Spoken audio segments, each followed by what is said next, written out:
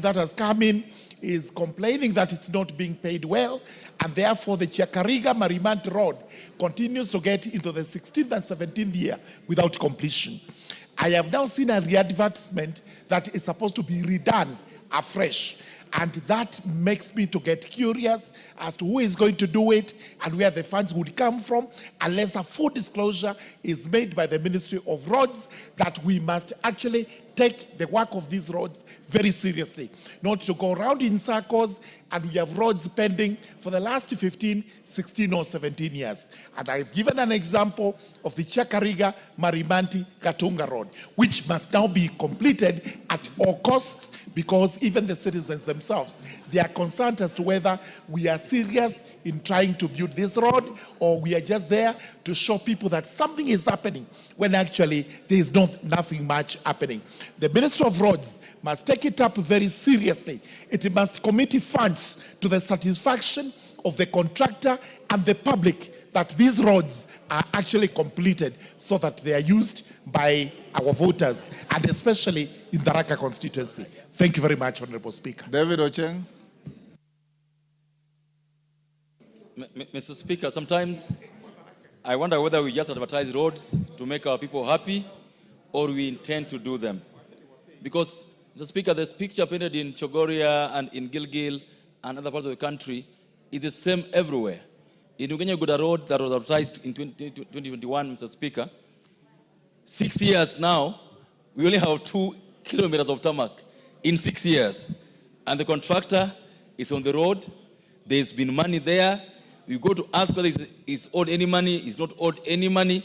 So the Ministry of Transport, in my opinion, Mr. Speaker, must start dealing with not just contractors, but he must also check in the ministry itself, be it KERA or KURA or KENHA. The engineers that keep approving these people to continue being on those roads, how can a contractor be on the road for 12 years, 8 years, 6 years, and only 1 kilometer is done, Mr. Speaker? And when you go to the BOQs, if you go to check how much money is spent, so much of that money goes back for supervision, for evaluation. So much money is going back to government engineers who earn salaries but still earn monies in those constructions going on. Mr. Speaker, I believe that as Parliament, we must discipline especially the way we manage road construction in the country. Not just tendering the process, but how we manage the whole process. Because how does a 12-kilometer road take 10 years to build? How do you build a road 1 kilometer per year, yet the contractor has equipment in the site, is being paid for redundant equipment, as long as there's equipment on the site, the guy gets being paid every now and then, interest keep accruing. So the money that should be used for building roads, we keep on paying contractors for interest that they will not earn, Mr. Speaker. We as Parliament must discipline the road construction exercise in this country, Mr. Speaker. Thank you. Yes, you've heard all those concerns. Yes, Mr. Thank you, Mr. Speaker. I have taken note of all the concerns from members, and I undertake to get much more deeper into this matter in terms of understanding why this contract has taken so long, and in the event that the contractor has decided site, what step that the ministry is going to take to ensure that the contractor is kicked out and the remainder of the road is actually repaired under his cost, so that we don't have a scenario where Kenyans lose their money and the people of Gilgil continue to suffer because of the behavior of this particular contractor, Honorable Speaker. And I also want to go and to the archives and retrieve the notice that has cited this contractor, and we can renew it to ensure that this contractor should not be given any work again in the country, because he seems to be a conduit where Kenyans are losing money, Honorable Speaker. So I undertake to come back before this House when we come back from recess with a substantive answer that I'm sure the Honorable Member will be satisfied. I thank you, Honorable Speaker.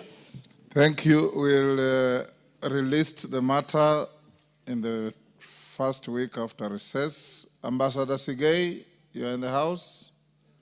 Shinale, are you ready now? Okay. Respond to Ambassador Sigei's. Thank you, Honorable Speaker. Honorable Speaker, I want to give a response to a follow-up response to the statement by Honorable Ambassador Francis Sigei, MP, member for Sotik constituency, on the status of the new cooperative criminalities Sotik factory. Honorable Speaker, I thank you for the opportunity to present a follow-up response by the Departmental Committee on Trade, Industry and Cooperatives regarding the status of upgraded new KCC Sotik factory. This detailed response follows further consultation and a ground verification visit undertaken after concerns to this Honorable House. Honorable Speaker, about modernization progress, Honorable Speaker, the committee affirms that the modernization of the new KCC Sotik factory has been successfully undertaken between financial year 2016-17 and 2020-2021. The funds were utilized to replace obsolete machinery, enhance production efficiency, and improve plant reliability, therefore positioning the factory as a key processing hub within the region. And on ongoing production activities, Honorable Speaker, during the site visit, the committee confirmed that the production of mala and fresh pasteurization milk is ongoing at the new KCC Sotik factory. This clarification addresses earlier uncertainty and affirms that the facility is fully operational, contributing to value addition within the dairy sector. Mr. Speaker, on the enhanced processing capacity, following modernization, the new KCC total national processing capacity has increased from 300,000 liters per day to 875,000 liters, with the Sotik contributing an additional 100,000 liters per day. On improved farmer earnings and market assurance, Honorable Speaker, the committee observed that the dairy farmer payments in Sotik cluster have grown from Kenya shillings 640 million in financial 2018-2019 to Kenya shillings 1.05 billion in financial year 2023-2024. The introduction of rolling 14-day payment cycle and the establishment of revolving fund have further strengthened liquidity, improving payments timelines. On labor and staff welfare, Honorable Speaker, the upgraded Sotik factory currently employs 1,052 permanent staff and 1,154 casual workers engaged on a needs basis depending on production volumes. The committee noted that management has initiated a review of wage structure and overtime policies to ensure timely compensation and full compliance with the labor laws. On strengthened farmer participation, Honorable Speaker, the committee noted that the farmers are now more actively involved in new KCC operations through structured cooperative societies, regular consultation meetings, and extensive services.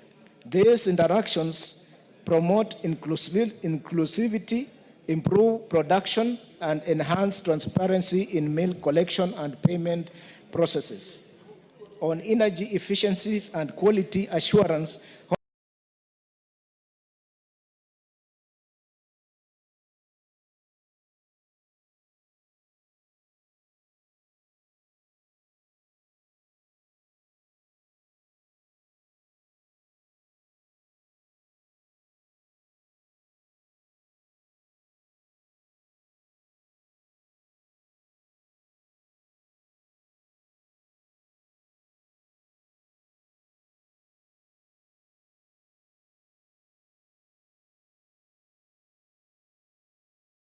Honorable Speaker, the committee notes that the factory has invested in its welfare.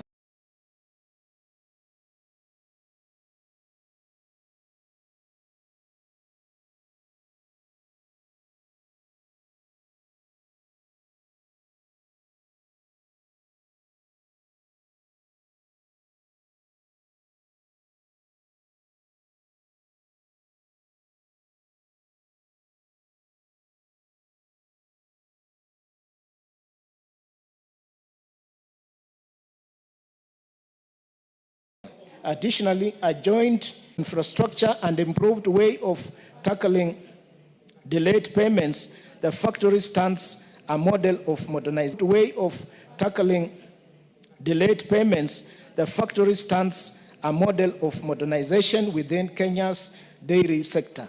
The committee will continue to exercise its oversight mandate to ensure the sustained success and replication of these gains across other new KCC facilities. Honorable Speaker, in the presence of the committee visit, Mr. Speaker, Honorable Ambassador Sigei MP was present.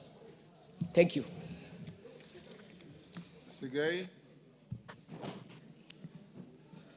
Thank you, Mr. Speaker, for giving me this opportunity to respond to the statement given by the chair. Mr. Speaker, first of all, I want to thank you because it was you who made the direction that this committee goes to Sotik. Mr. Speaker, that was a great move. Mr. Speaker, the committee came to Sotik under the chairmanship of Marianne Keitany. And Mr. Speaker, I want to thank the committee because they did a wonderful job. Mr. Speaker, coming to Sotik alone and listening to our farmers was enough to raise their morale. But Mr. Speaker, I also want to say that the chair has answered many questions. And I was impressed by the language, Mr. Speaker. The language is very good, but beneath the language, beneath that statement, Mr. Speaker, there are a lot of issues, a lot of missing gaps.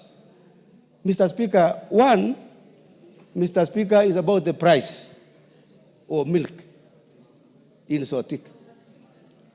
If you look at that statement, Mr. Speaker, he has not given us the cost price. What is the price of a liter?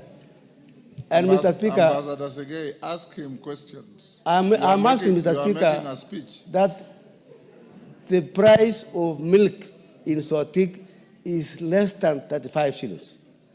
Mr. Speaker, I would like the chair to do his investigation because the price at the moment is not what he has said. Secondly, Mr. Speaker, is about the delay in payment of milk farmers. Payment of farmers in my region has delays of about 3 months in arrears. And this has caused a lot of pain and anguish to my farmers. Mr. Speaker, I have two companies which have about 5 million in arrears. And you can imagine, Mr. Speaker, how these farmers are feeling, how they are undergoing problems. I would like to hear more about that one. Mr. Speaker, also, Mr. Speaker, I want to report to this House and the chairman that the Mala line was only operational on that day you came to Sotik. The following day, there was nothing. Nothing was going on in the Mala line. And I would like to request the chairman that maybe we will lead another comprehensive answer so that we can be able to understand. Farmers are listening to me, Mr. Speaker. Enough. And we would like to see what is going to happen. Thank you. Thank you. Sunguli, let's take Sunguli as well.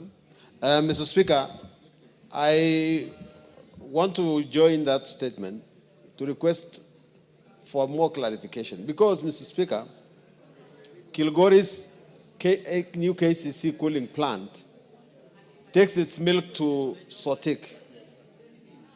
And for 3 months now, actually since July, the farmers have not been paid for their milk. We have been faithfully supplying milk to KCC, but there has been no payment. Indeed, actually 2 weeks ago, there was a demonstration of the people of Kilgoris, the farmers of Kilgoris, against KCC for not paying the farmers.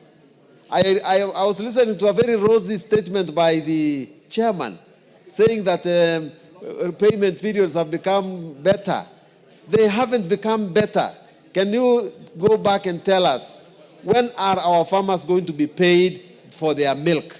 The second thing, Mr. Speaker, is that the milk in Kilgoris case, in Kilgoris generally, can go up to 60,000 liters. But what we have in Kilgoris is just a 10-liter tank. Can KCC please decide, take a step to give us another at least 10, 20,000 capacity tank and pay our farmers? Because how can you take milk, sell it to the country, and you don't pay farmers? Hold, Shinali, hold on. Member for Kericho. Thank you, Honorable Speaker, for giving me this opportunity to speak and to support the issue about the new KCC and especially to the dairy farmers. Honorable Speaker, I must confess that the price of 1 liter of milk is below 50 shillings. Yet, Honorable Speaker, that it is supposed to be 50 and above according to the pronunciation of the President. A raw deal because the cost of production is very high. The feeds are very, very expensive, Honorable Speaker. And then to make it worse is the delayed payments. I'm a dairy farmer, Honorable Speaker. I take milk to the nearest cooperative. But even with that, Honorable Speaker, for the last 3 months, farmers have not been paid, and it is not easy buying the feeds and even transporting the milk, the raw milk, and even in any other case, Honorable Speaker.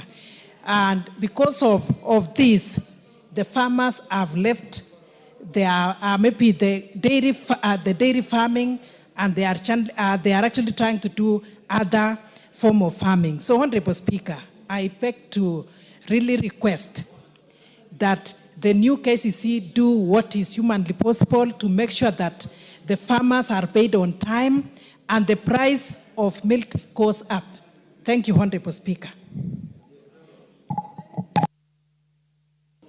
Thank you, Mr. Speaker. I would like to echo the sentiments of Honorable Francis Sigei. Sotik Creamery is right at the border of my constituency. And I want to confirm that immediately after the committee left, the factory ceased. The casual workers that are working there are now at home. And so, as the chairman, I don't know whether you would like to propose a surprise visit, because that is exactly what is happening. They did the compound, I was there, they did the compound very well, the lawns were manicured, they painted, and immediately you left, the factory ceased. And that is the exact position. Thank you, Mr. Speaker. Mr. Shinali. Honorable Speaker, when we visited, everything was well, and even the honorable member, Ambassador Sigei, was very happy. If there are other happenings that have occurred after we left as a committee, we want to commit that we shall make sure that we do our work as oversight and make sure the people of Sotik and its environment, especially the farmers who supply milk, are happy and the factory is up and running. Because the government has invested a lot of money, Honorable Speaker, in milk factories, and they have been modernized. They should be working. On the issue of delayed payments, Honorable Speaker, we've shared also with the minister concerned, and we have asked them, either through the budgetary allocations or they look for other ways so that they make sure members of the cooperative that supplies milk to our factories are paid on time. We shall make a follow-up and report back, Honorable Speaker, in this House, on the issue of delayed payment by new KCC as a whole in the country. Thank you. Is it true that the factory was stage managed to be working, and as soon as your committee left, it went off?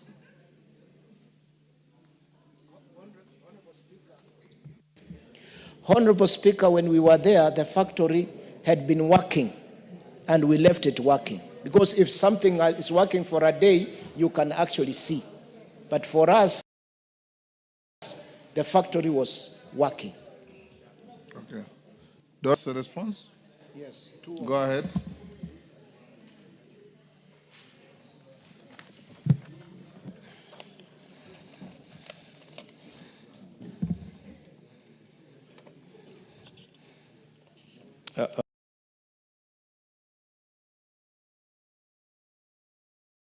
Honorable Speaker, thank you. I wish statement in response to the department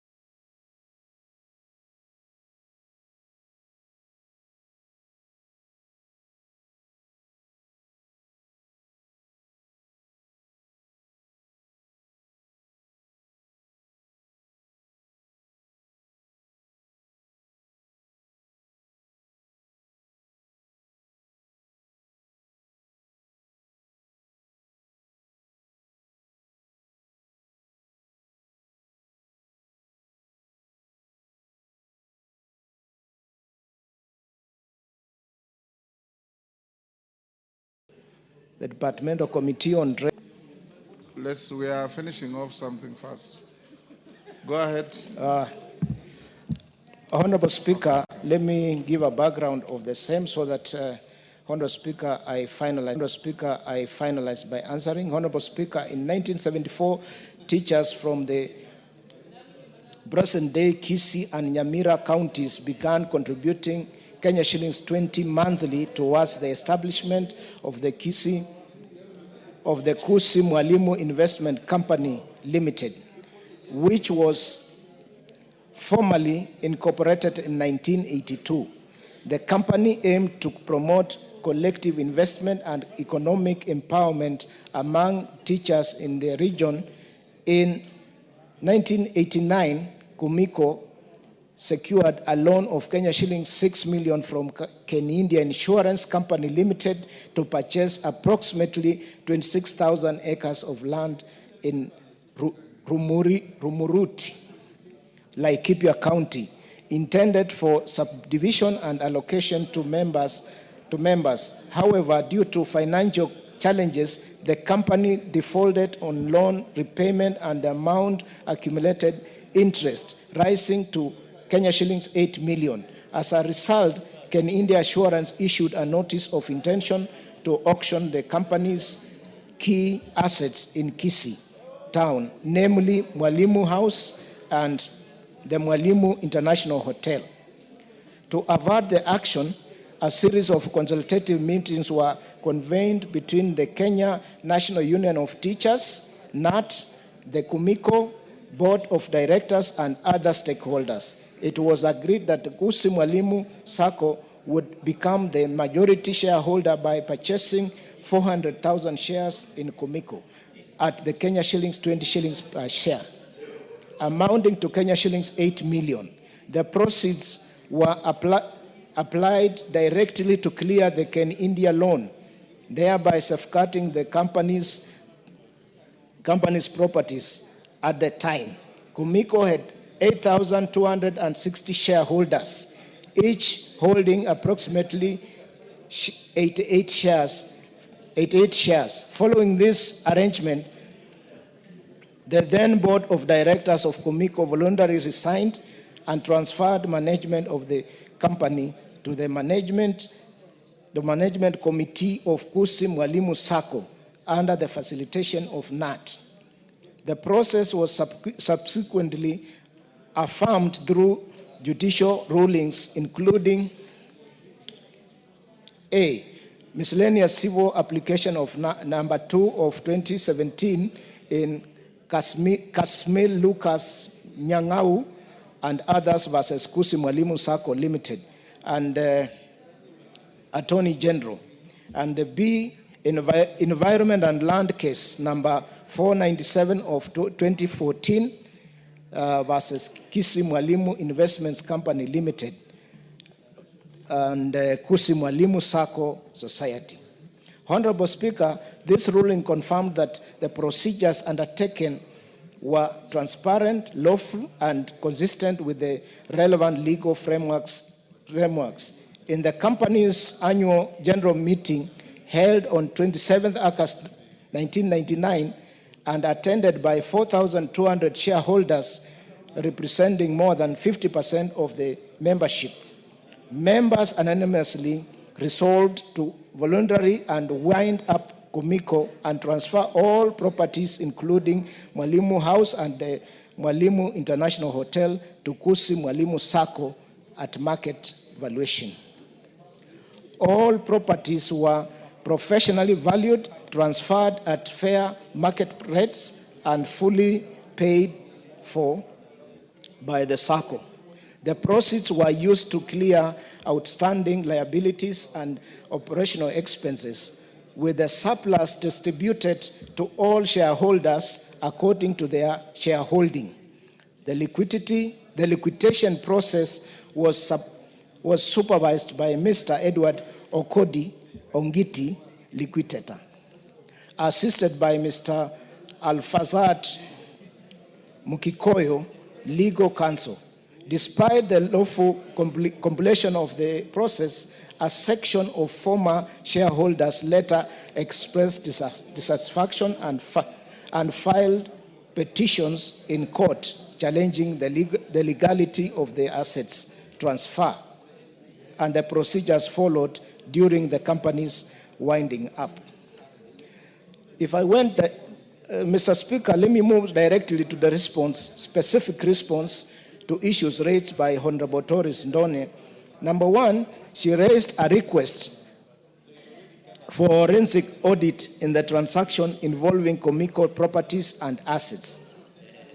Honorable Speaker, based on the information available, the processes involving Comico's property and assets appear to have been initiated and conducted transparently. With the resolutions passed by the members and confirmed through judicial proceedings, therefore, at this stage, there does not appear to be sufficient justification to warrant a forensic audit. However, should a forensic audit be deemed necessary, it will fall under the mandate of the Registrar of Companies, as the companies was liquidated under the provisions of the Companies Act. Secondly, Honorable Speaker,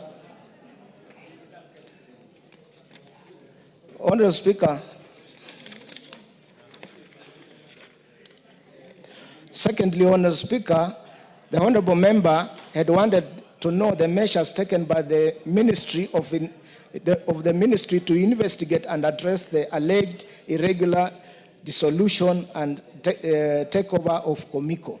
Honorable Speaker, as indicated in A above, Comico was registered and subsequently liquidated in accordance with the Companies Act. As such, any action regarding the dissolution, including investigation or review, falls within the jurisdiction of the Registrar of Companies and not this ministry.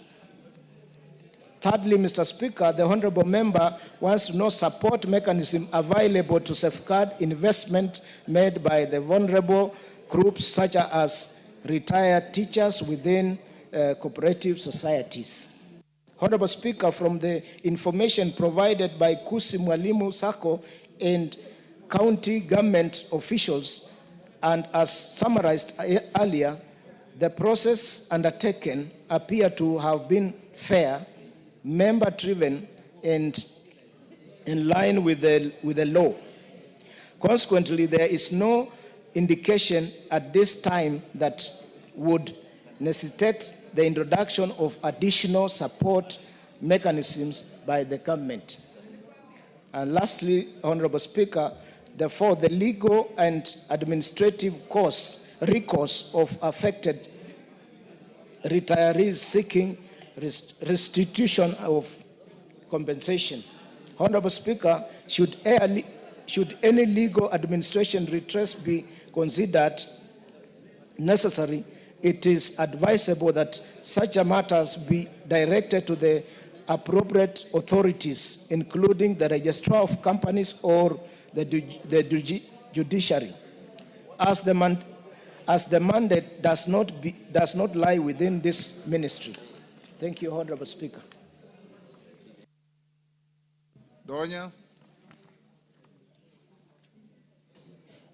Thank you, Mr. Speaker. I'm very satisfied with what has been issued because I had a communication with the officials and they said they will go the plan B. I appreciate so much. Again, Mr. Speaker, kindly, I had made a statement to the Committee of Finance and National Planning on the unspent funds of NGAF, Kisii County, 2023-2024.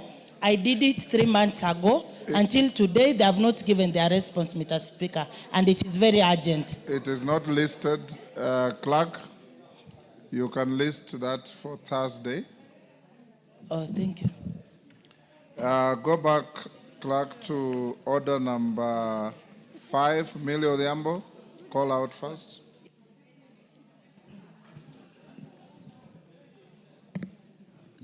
Order number 5, papers.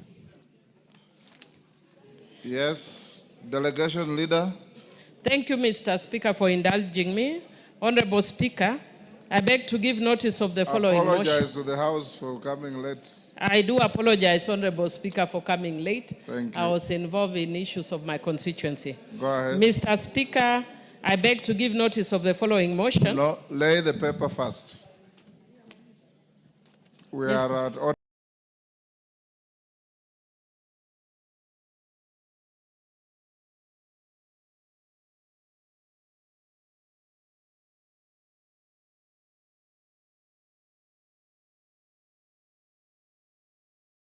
Order number 2025. Thank you, Mr. Thank you. Call out order number 6. Take your seat, Millie. Order number 6, notices of motion. Millie. Once again, Mr. Speaker, thank you for indulging me. Mr. Speaker, I beg to give notice of the following motion, that this House notes the report of the parliamentary delegation to the 150th Assembly of the Interparliamentary Union, IPU, and related meetings held in Tashkent, Uzbekistan, from the 5th to the 9th of April 2025, laid on the table of the House on Tuesday, 14th October 2025, by myself. Thank you. Thank you. Next order.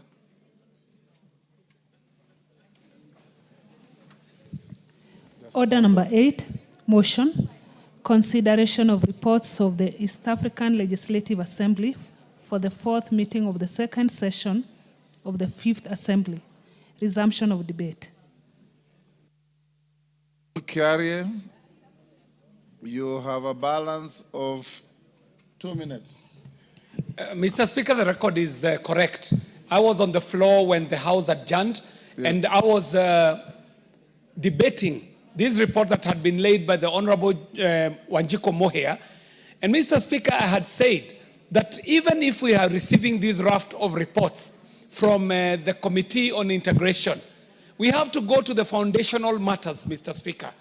that the division that we see in Africa today is not because of Africans choosing in their own accord to be a divided nation. We all know how powerful Africa would be if it presented as a continent, one voice, one people, one market, pushing one agenda. However, Mr. Speaker, the indignity that Africa has suffered under 500 years of slavery, under 100 years of colonization, and even in the interference since with the neo-colonialism that succeeded colonialism, Mr. Speaker, this is a business that can only be taken up by Africans. It is this generation, Mr. Speaker, that will have to answer the question that has been the perennial question. Does Africa look east or does Africa look west?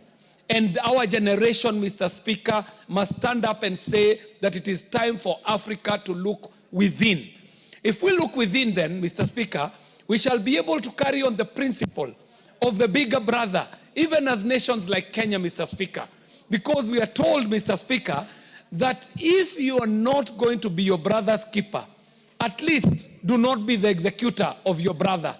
The East African nations will have to come together and assess critically their abilities as nations, so that if there is a problem, Mr. Speaker, in the submission of the monies and the rates that a country should be submitting, then the new format can be decided on by the East African Legislative Assembly, and as such, we shall move on to build a stronger, better, united East African community. Mr. Speaker, I thank you for the opportunity. Thank you. Irene Mayaka. Thank you, Honorable Speaker, for the opportunity to also make my remarks on this particular report. This is your report, is it? Yes, it's my your report. Your committee? Yes. Who moved it? It was moved by Honorable Wanjiku Muhia. Okay. Yes, because I was not present. Go ahead.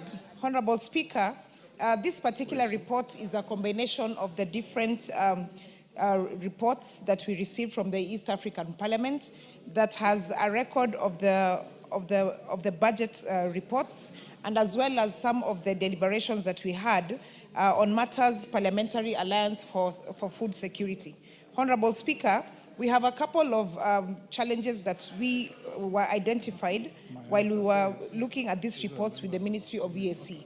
And one of them, and just to speak to what Honorable KJ has said, it is the matter of the fact that the EAC and the YALA does not feel adequately financed. Honorable Speaker, we also have the issue of the fact that some of the EAC members and countries are not actually committed to their contributions. We have instances where some countries have not even made any contribution. And Honorable Speaker, for countries like our own Kenya, that has been very diligent in terms of the contribution, it makes the work of the EAC to become very difficult. Because as we speak right now, we have a deficit of an arrears of USD 59 million, therefore affecting the operations of the EAC. Some of the institutions that are actually affected are the East African Court of Justice, the Legislative Assembly, the Civil Aviation Authority, and the Kiswahili Commission. And Honorable Speaker, because of the funding gaps that these have experienced, they're not able to actually perform their duties well. Honorable Speaker, we also have budget execution bottlenecks that are costing the EAC-funded communities, and especially the different institutions. And this is again because of the slow rate of contribution by some of the partner states.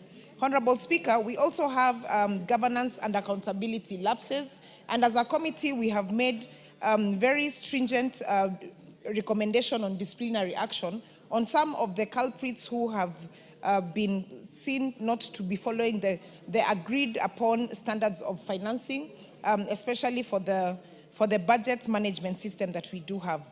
Honorable Speaker, looking at the committee recommendations, one of the things that we're really recommending as a committee is a round-table engagement between the YALA budget, the YALA budget committee and the regional integrated committees from all the partner states, because we need to get into a conversation for us to be able to actually look at all the issues that we do have within the EAC and see whether or not we can be able to make this work. because, Honorable Speaker, it does not make sense for us to have an ESC organ, to have ESC institutions. If these institutions are not even well funded, these institutions are not being given priority from the partner states, it does not make work easy for the institutions at all.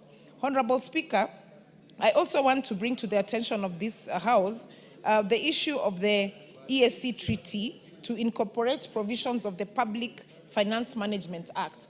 Again, this is a recommendation from our committee that we'd like to ensure that this is done as soon as possible.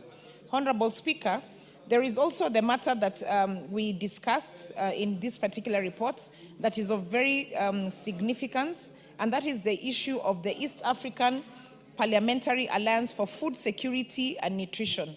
Honorable Speaker, back in 2023, during the General Assembly, a recommendation was made that we should have and encourage family farming in the partner states, especially the East African agricultural sector, so that we are not only ensuring that families have adequate food, but that they also accelerate the progress towards agriculture and food security goals, not only for one country, but the entire East African community.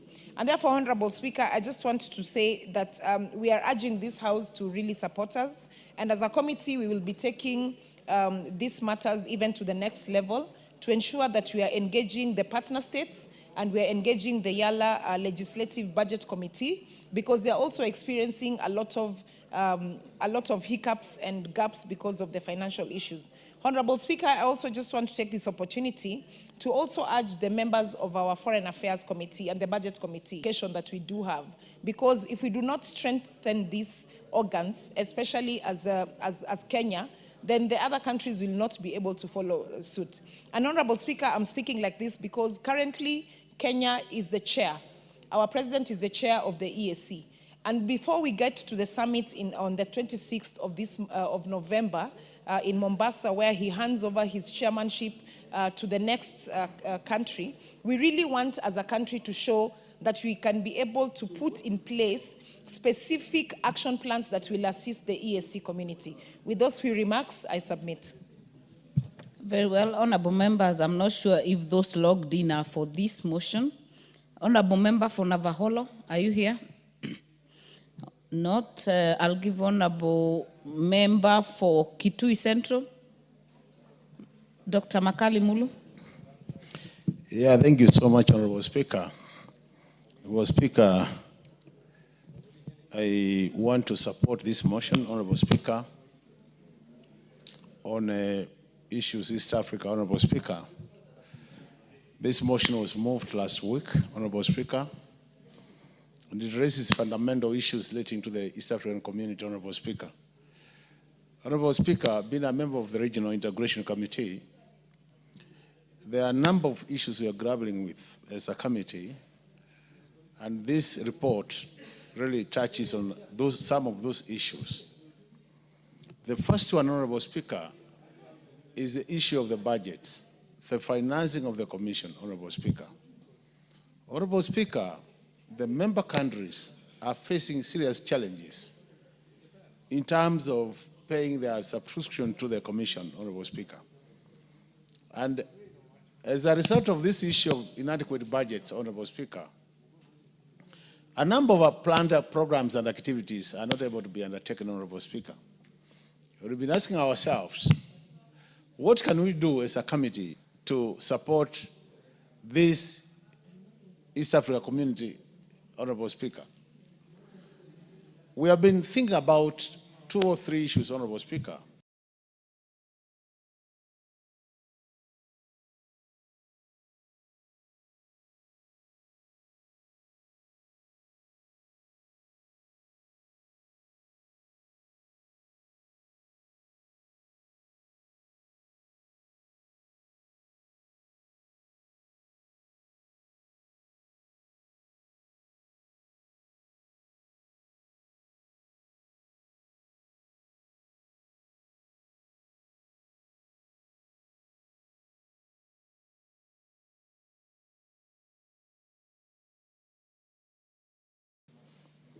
The country trade, Honorable Speaker, We know some countries are getting more in terms of trade as opposed to others. The other fundamental question we're asking ourselves is, since some countries are doing more business with the others, and the balance of trade is actually in favor of some countries, then could it also make a lot of sense for those countries who are doing some trade with the others to pay for those who are not doing very well in terms of paying their annual subscription, Honorable Speaker? The third issue, Honorable Speaker, which is critical, is the issue of, is it time then we also impose some levy to the exports and the imports, just as we have done with the road levy, Honorable Speaker, where we levy we get some money from the levy and it assists in maintaining our roads in Kenya. Could we have such a levy which is imposed on the imports and exports within the East Africa community, and the amounts raised out of that levy, Honorable Speaker, are channeled to supporting the activities of the East Africa community? Why am I saying that, Honorable Speaker? Because, Honorable Speaker, we've discovered that there are lots of East Africa community organs, some relating to science, technology, and innovation, others focusing on judicial issues, others focusing on health issues. We also have centers of excellence, Honorable Speaker, for this community. And the question is, if we are not able to fund these important organs of the community, then automatically it means they remain not active, not effective, and as a result of that, you have a lot of administrative staff being in all these countries, Honorable Speaker, and they're not being paid in good time. So these are the issues, Honorable Speaker, we are saying. So even as I support this report, Honorable Speaker, I think as a House, Speaker, and see how we can support the matters budget, and that's I think that's why my chair is appealing to the Foreign Affairs Committee and the Budget Committee, so that we have a deliberate move, Honorable Speaker, or a deliberate strategy to enhance financing of the community. If we go that direction, Honorable Speaker, we'll make this community be active and we'll be able to live the spirit of the community, Honorable Speaker. Otherwise now, we are not living the spirit of the community, and I think really if we are not able to address these issues, Honorable Speaker, then I think it might make sense for us to say then we don't have to have a community which is not operational. Do we do away with it, or what do we do with it? With those many remarks, Honorable Speaker, I support. Thank you so much. Member for Moiben, are you on this? Honorable Barto. Madam Speaker, no, not really. I wanted to speak Very on an earlier matter. Honorable Member for Mukurweini. Thank you, Honorable Speaker, very much for this opportunity. Honorable Speaker, I have a big problem with the EAC as a community. And you will recall when we had Mwai Kibaki as the President of the Republic of Kenya, there's a time when we mooted the idea of having a strong EAC, and a roadmap was drawn, Honorable Speaker, what many considered to be a very ambitious roadmap. Timelines were well laid out, and what was supposed to be achieved in a couple of years was full integration, whereby the East African communities would come together and have some kind of integration, not only economically, but also politically, and also infrastructure-wise. But if you look at how we have progressed, we seem to have achieved only one issue, whereby we have an East African passport as members of East Africa community. Beyond that, Honorable Speaker, it's very difficult to be able to point out the benefits that we have accrued as member states. I dare say it's probably more beneficial whereby we have bilateral relations between East Africa countries, two at a time, rather than when we are having this multilateral engagement as an economic bloc. It doesn't seem to be working very well. If you look at what is happening in Tanzania, whereby they have raised requirements which one needs to subscribe to before they get employed in their country. Honorable Speaker, that negates the very essence of having this EAC protocol.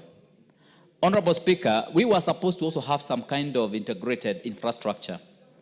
We started an SGR program where we were supposed to interlink the Port of Mombasa with Uganda all the way to other East African countries. But again, that has stalled and doesn't seem to be making any progress.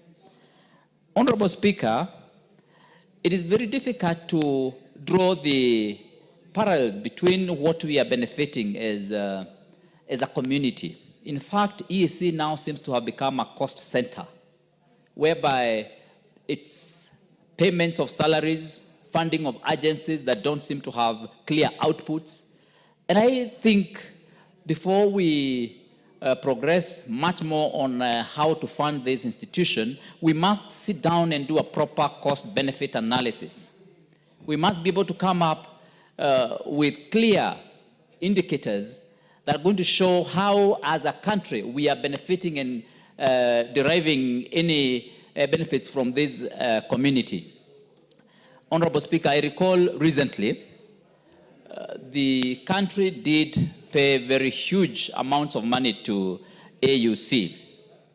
I think the country paid up to 1 billion Kenya shillings when Honorable Raila Odinga was contesting for the AUC chairman. Honorable Speaker, how I wish this amount of money would have been put to this EAC community to hopefully help to raise the standards and the quality and quantity of the output that we are having there. But now, Honorable Speaker, that has not happened. I'm told most of these other East African countries have pulled out in terms of their contributions. And why is it that countries are not seeing it important to put their money into this community? If it was important to them, they would put their money, because you put your investments where it matters. You put your investment where it is important. But now it looks like it's Kenya, which is probably more interested in this arrangement. Honorable Speaker, again, looking at what has been happening lately, you'd only say now the community is becoming an unholy alliance, whereby the EAC community is having some not very interesting collaboration on how to suppress human rights amongst the citizens of member states. If you look at the abductions that have happened and torture that has happened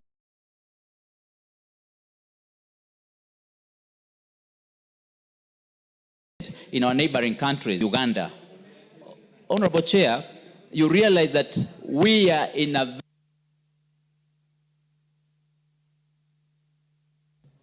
Your time is up. Honorable Member for Wajir North, Honorable Sanei. Madam Speaker, thank you. I think it is time we review and revisit the entire Treaty of East African Community. Those days at the inception, it looked good, practicable, and at least made sense. But as it is now, given the diversity in in the democracies, demographic issues, different foreign relations or inclinations, I don't think that the East African community is holding us together as it used to be during its earlier days, Madam Speaker. There is some disintegration than integration, Madam Speaker. That's why I call on real review and of the treaty itself, so that we are back to where did we get wrong? What is it that is not working? And come up with a treaty that is friendly and workable for all the member states. In as much as we are expanding, Somalia is coming on board without making some changes. You see, I think each country has its own value system. And when you bring on board other member states, then there is the need to review the treaty in itself, Madam Speaker. There are concerns from the report that members do not give their contributions. One case that was seriously noted is the state of Congo. There must be reason why Congo is not contributing. There are political issues. There might be issues of stability. Congo has not been doing well politically also. So we must ask ourselves, why is Congo really not concerned to this block of being East African states? Unless we address the issues, the problems, then the Secretariat or whatever, the East African community may not be functional as we expect. There are even delayed contributions for those who are paying at their own whims without regard to timelines. And when you don't pay on time, you will affect so many things: the operations of the community, staffing issues, developmental issues. I mean, there shall be no plans of the East African community that works if these contributions are not paid on time, Madam Speaker. There has been serious accountability and transparency issues. It is clear to read from the report that the East African community, the community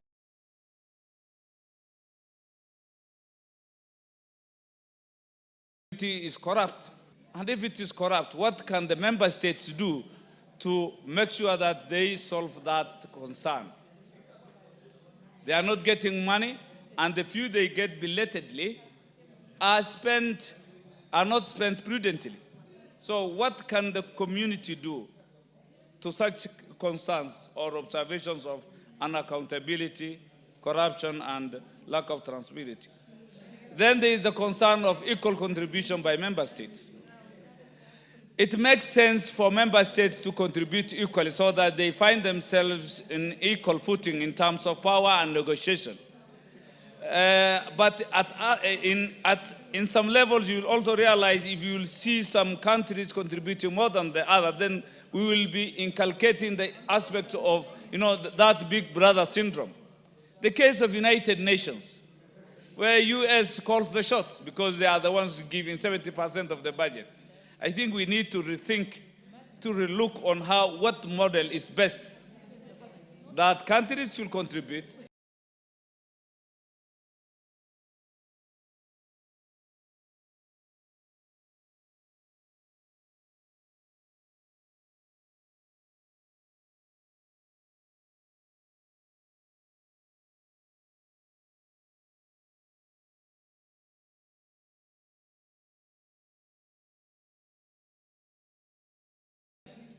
And should they contribute higher than the other, then now we track of the East African community. Thank you. Member for Ugenya, Honorable David Oche. Thank you so much, Madam Speaker. Madam Speaker, this is probably my third time sitting in the Committee on Regional Integration. And Madam Speaker, there's prospects for our growth within the EAC framework have never looked bleak. The prospects of the growth of the EAC have never looked so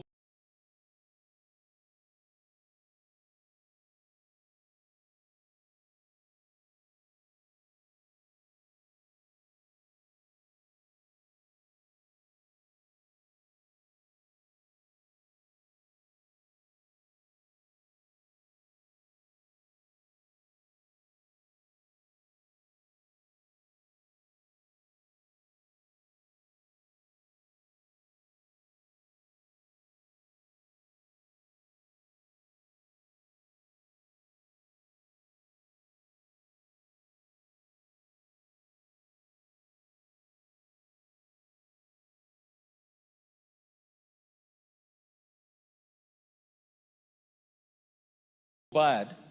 In my earlier life, Madam Speaker, before I came to Parliament, very proper regional organization, Madam Speaker. But now here in East Africa, we want the EAC to be an organization, Madam Speaker. Level of sovereignty. The East Africa, we want the EAC to, Madam Speaker, to a level where today, as has been said, Secretariat has no money. Salaries don't get paid on time. Basic projects can't be run. There's no monitoring and evaluation. Madam Speaker, one of the main reasons that the EAC was to promote trade and regional cohesiveness and do joint investments and industrial development, Madam Speaker. Madam Speaker, today, within the framework of EAC, through circumvention, we have more products coming from India into Uganda. more products coming from China into Uganda, to a level where, Madam Speaker, I fear that Kenya for a long time was Uganda's foremost trade partner. But I fear that in the next 5 years, Madam Speaker, China will overtake us. China will overtake Kenya with these trades to Uganda. What reason? Because we are not insisting on implementing the ethos. Madam Speaker, the most important thing for Kenya is that Kenya has borne the brand of the EAC integration process without any benefits, Madam Speaker. If you look at the trade figures today, Madam Speaker, you realize that Uganda is growing, Tanzania is growing, but Kenya keeps going down in terms of our trade, our trade balance with Uganda and Tanzania keeps going down. Yet, in terms of contributions, in terms of what as a country we've had to do to accommodate Uganda, to accommodate Tanzania, to accommodate Somalia, Madam Speaker, we've done so much as a country to a level where, as we speak today, I dare say that the economic importance of our continued membership of EAC is not there. The things we gain now, we could gain without being in the EAC, Madam Speaker. And that's why we must call upon the leadership of all the countries constituting EAC to relook, refocus. Can we, in a way, try to imagine what did our forefathers want us to achieve? What did we set out of ourselves to achieve, Madam Speaker? There are areas where we've made good progress, Madam Speaker. Areas of education, areas of mutual recognition, areas of free movement of person using, IDs and all this. We've made very good progress there, Madam Speaker. But that progress cannot be sustained if you are not making good progress in economic development, in investments, in trade. Those are the three things that will drive and guide integration in our region, Madam Speaker. We cannot keep, having elections happen in this region, sometimes very badly. Then we have the so-called observer missions. We are using EAC to stroke leaders' egos. We know this leader is not doing very well, but they cannot be told in uncertain terms that this is wrong. We keep on, stroking egos. Today we're stroking egos for the president of Uganda, tomorrow, president of Somali. It's become like a feel-good thing that, we are now bigger. Somalia has joined, DRC has joined, Djibouti wants to join, Ethiopia wants to join. It's a jamboree that is not giving us anyone. Madam Speaker, I would say more, but if we continue going how we are going, like recently, when Tanzania was facing elections, Tanzania one day woke up and said, we will not accept these products from Kenya. Under what legal regime? Under what framework? One day we wake up and we find that, Madam Speaker, over the weekend I was in Busia, and the trucks now from Busia snarl up all the way to Bungoma. Trucks coming from Mombasa, you go there today, there are trucks. Madam Speaker, if you could get just a minute. 1 minute. There are trucks snarling all the way in Malaba, from Malaba border to Bungoma. 200-300 trucks queuing within the EAC framework. Is that growth? How are you going to create business if there are trucks queuing in Namanga? There are trucks queuing in Busia and in Lunga Lunga. How are we going to grow EAC if we've gone back to what used to happen in 1977? We've gone back to where we were even before the EAC started, Madam Speaker. So it is important that we stop playing lip service to the EAC integration, Madam Speaker, and put our money where our mouths are. The EAC partner states must realize that we cannot grow the East African community using donor money. We must grow the community using our own money and must insist that countries pay their way, and if they don't pay their way, Madam Speaker, there must be sanctions. Otherwise, I fear that we'll soon close the EAC with the shame that goes with it, with the anarchy that will come with it. Let our leaders wake up. Let President William Ruto wake up. Let President Museveni wake up. Let Honorable Samia Suluhu wake up. Let all those who guarantee the existence of the EAC wake up. We need the young people to feel the EAC. We must ensure that we invest in it. Let's not let it die in our hands. Thank you, Madam Speaker, and I support. Member for Limuru, Honorable Kirago. Thank you, Madam Speaker, for giving me a chance. I would like to urge the East African community countries that this is a community that has a lot of people, has a lot of potential to grow. Madam Speaker, I've just come from Uganda for National Prayer Breakfast, and I attended their National Day. But if there is a country that opens doors for Kenya, it is Uganda. Just yesterday, Madam Speaker, I went to have a cup of tea in one of our places in Kentimere in Limuru, and I was shocked. Some of the ladies that have come for attachment as waitress are from Uganda. And I ask myself, if we can open doors for the rest of East Africa, honestly, there is so much potential for these countries to grow, to improve particularly the connectivity. And I believe, Madam Speaker, one of the most challenging things that we have is that a flight of 50 hours to Entebbe is like 1.5 times or almost 2 times cost of flying to Mombasa.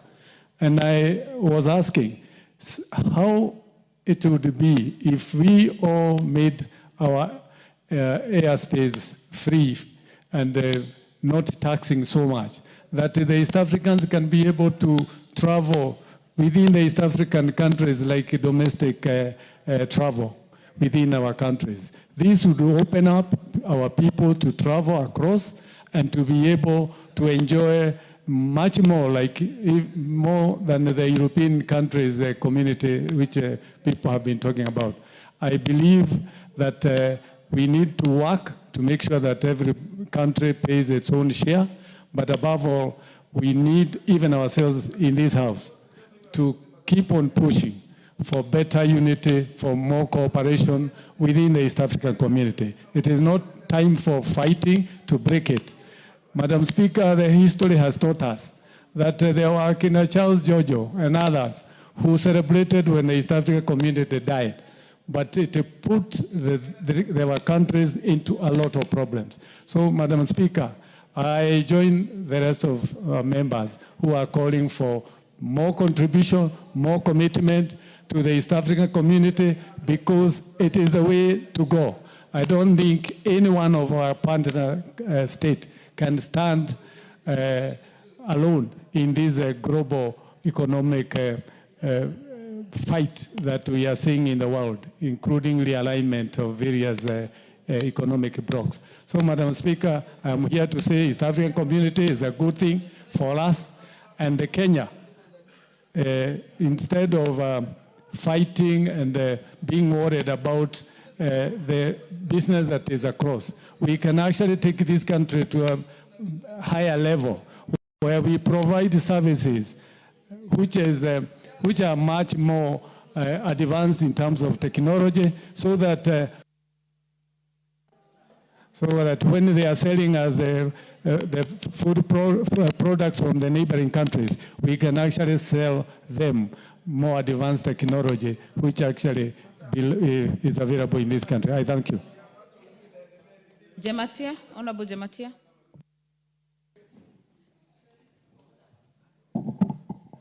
Thank you so much, Madam Speaker. I want to thank the committee led by my friend, Honorable Rene, for this good report on East Africa. I want to, from the onset, Madam Speaker, I want to declare that I was a member of parliament in East Africa, and I vividly understand most of the challenges and most of the achievements that East Africa can give us if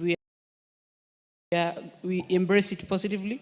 And I also want to thank the committee because of highlighting most of the positives and the negative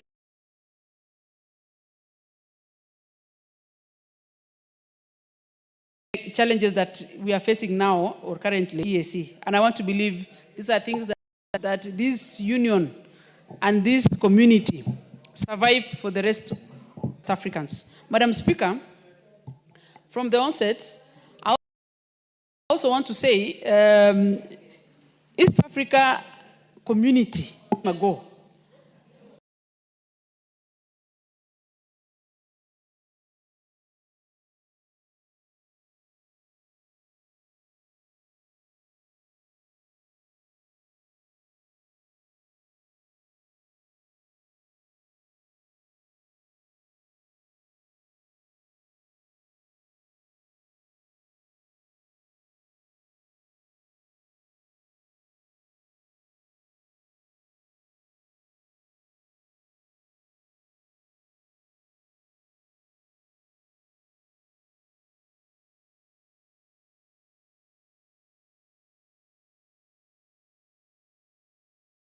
was an inception that was going to peak. We are now 400 million people. Peak, we are now 400 million people. And this is going to be one of the best markets for all of us. The continent of Africa alone, as Honorable Wanjiku was,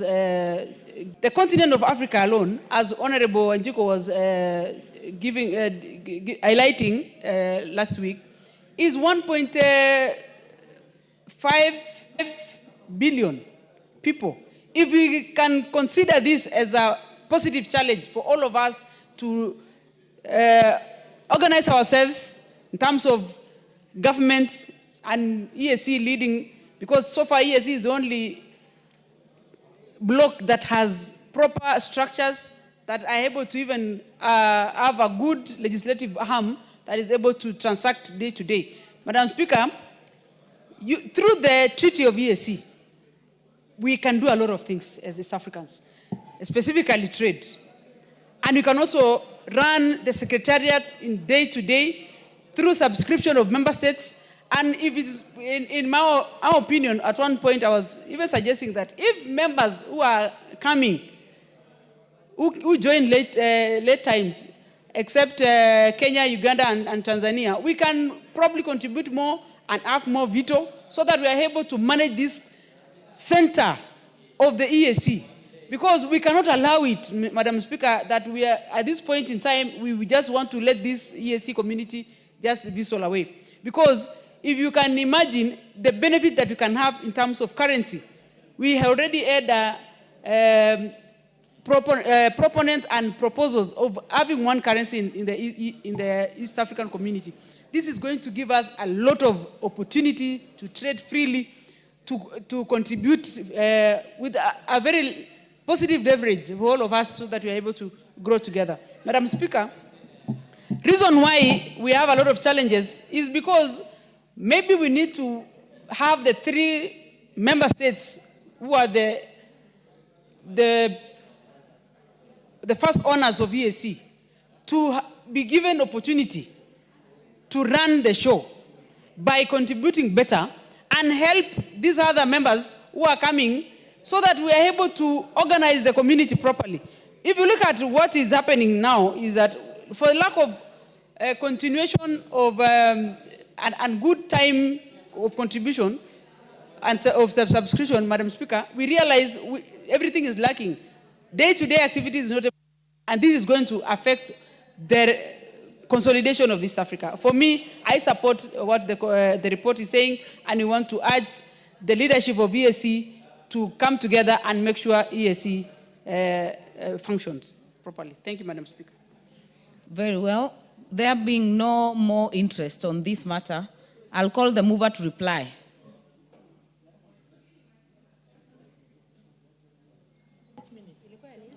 Honorable Member, Honorable Irene Mayaka, I've been very generous. Why would you need to donate? And I was right here.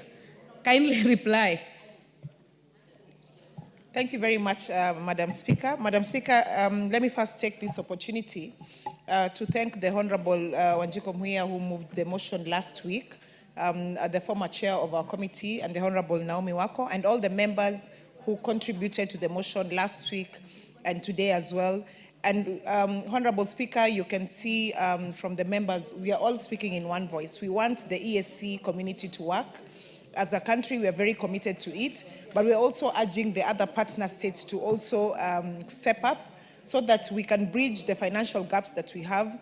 And Honorable Speaker, it's very sad when we hear our colleagues in Yala have not received salary for 3 months. That's, it's extremely, extremely wrong for them. And therefore, Honorable Speaker, I just want to let the honorable members know that after this, as a committee, we are determined to have a meeting with the Yala Budget Committee, and as well as the other members of the Regional Integration Committee from the other partner states, so that we can work together and ensure that we actually give this EAC a better lifeline, better commitment, and better strengthening ability from us as legislators. With those few remarks, I beg to move. I thank you. You beg to reply. Thank you, Honorable Speaker. With those few remarks, I beg to reply. Thank you. Very well. Honorable members, I therefore put the question that this House adopts the report of the Select Committee on Regional Integration on its consideration of reports of the East African Legislative Assembly at the 4th meeting of the 2nd session of the 5th Assembly, laid on the table of the House on Wednesday, 24th September 2025. As many as are of that opinion say aye. As many as are of a contrary opinion say nay. The ayes have it. Next order. Order number 9, motion, consideration of sessional paper number 5 of 2024 on the National Green Fiscal Incentives Policy Framework.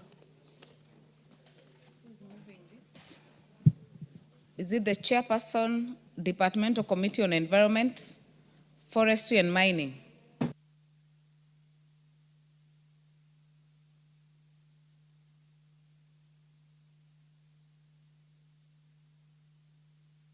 Was to be moved by Honorable Kawaya.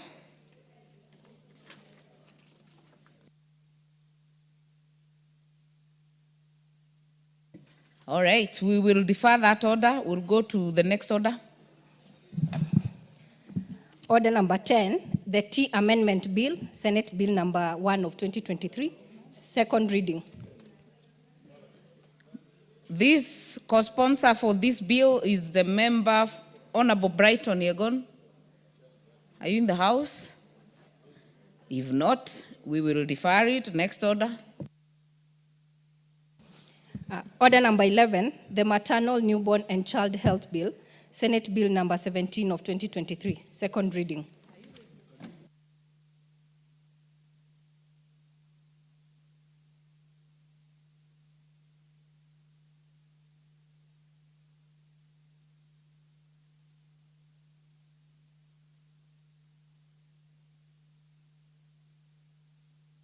This by the chairperson, Departmental Committee on Health, Dr. James Nikal. Are you ready to move?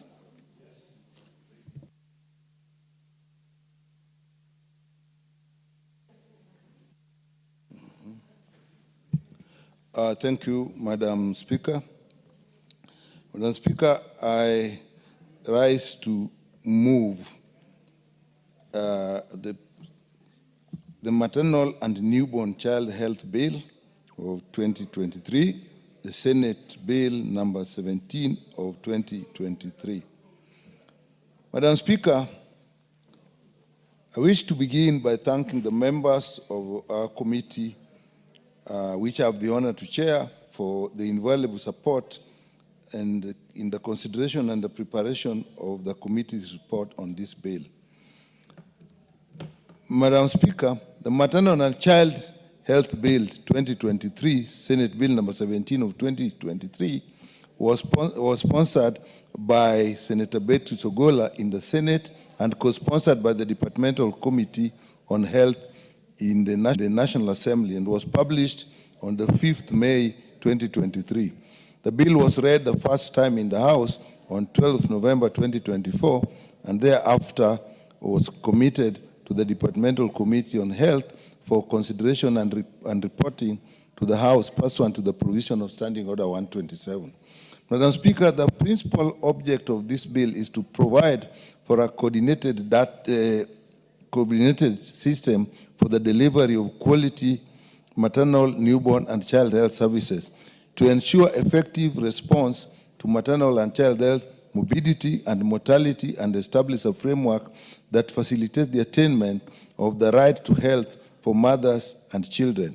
The bill therefore seeks to strengthen access to quality health care and to promote the realization of the right to health for mothers, newborns, and children across the country. Madam Speaker, why this is necessary is in the area of child health and maternal health. This country has made a lot of improvement, particularly in child health. The data for child health has improved considerably. If you look at the area of infant mortality, children that are dying before the age of 1 year, we have done well.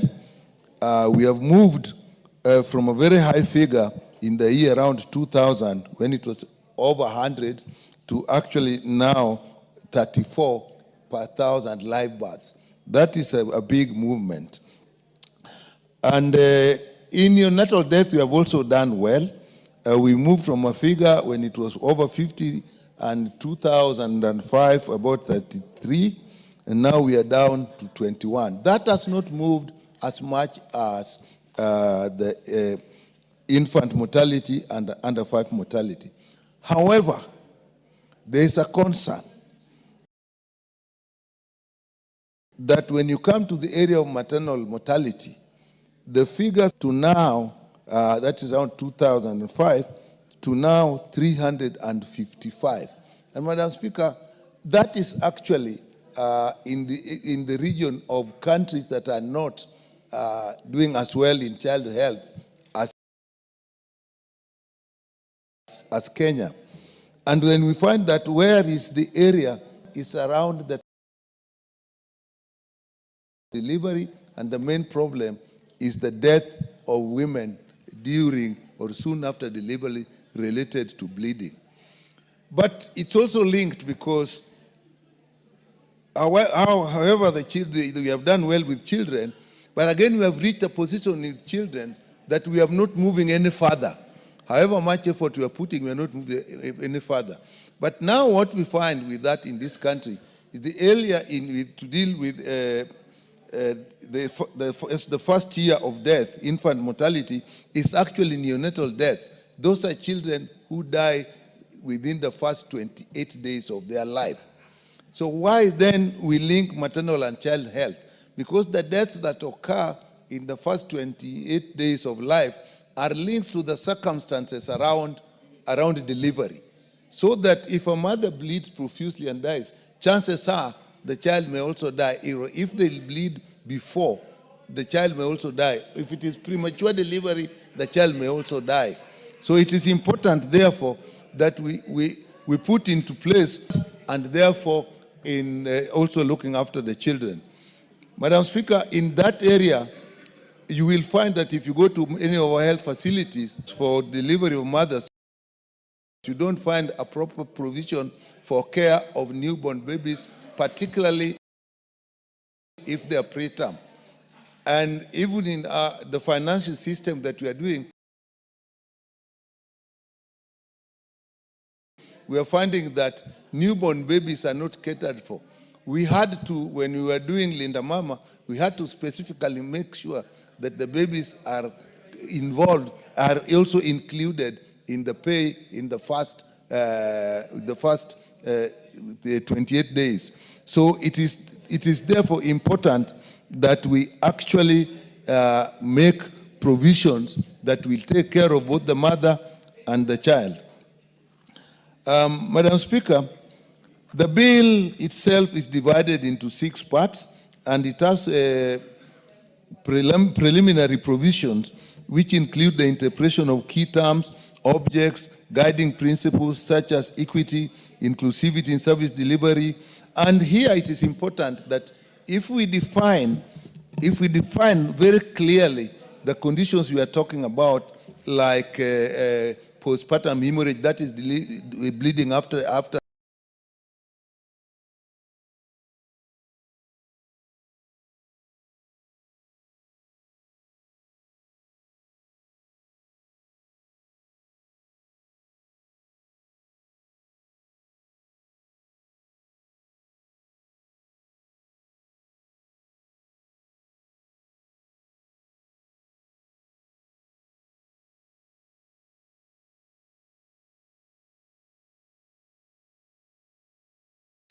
birth. These functions under this Act be guided by the following principles: universal access to and equity in delivery of health services and in the recognition of persons with special needs. Mothers have actually special needs. And you will find that the deaths that occur amongst mothers, the problems actually start at home. Delaying decision when they should go to hospital, delaying on when they are taken to hospital, and even when they get to hospital, there are still delays. So that a mother and the progress of labor does not wait for anybody. It will progress. So if you don't have structures and systems in place that will make sure that mothers get instant care when they need it, you are actually likely to lose those mothers. And even for babies, for example, maybe a little more technical, but easy to understand. If the cord becomes before the head, if a mother is delivering, you have only about less than half an hour to make sure that that baby is delivered or the baby will die inside. So if there is delayed in the second stage of labor, when actually they are ready to be born and it takes too long, both the mother and the baby are in danger. And therefore, you see that in 4B, availability and access to services and timely and reliable measures that will make sure that the services are delivered. And in this, the bill is also proposing in the same clause that all these, there must be clear collaboration between the national government and the county government. Madam Speaker, the national governments will put standards. This is what should be done. This is how it should be done. But those standards are actually delivered at the county. So if there is no link between them, then you will have a problem. Madam Speaker, Part 2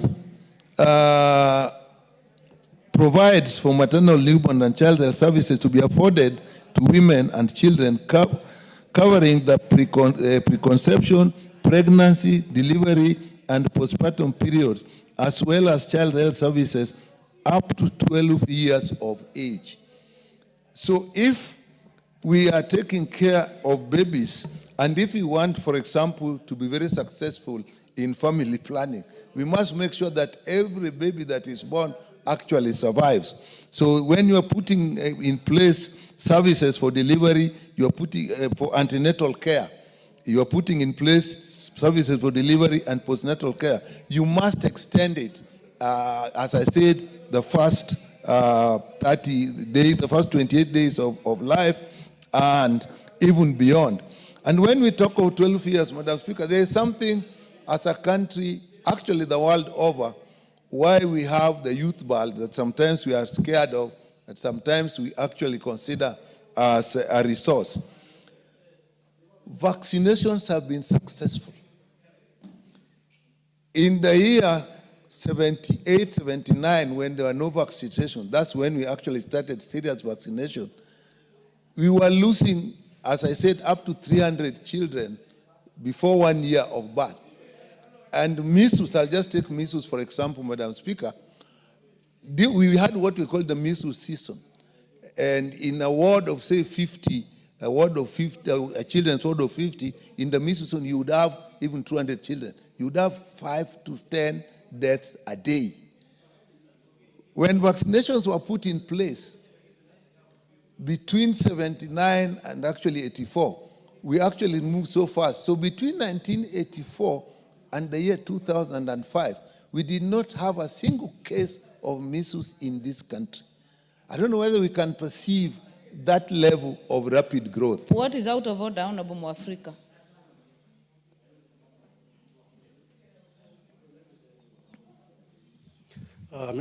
Madam Speaker, I want to request Honorable Nyikara if he can clarify that he said that we were losing 300 children before 1 year.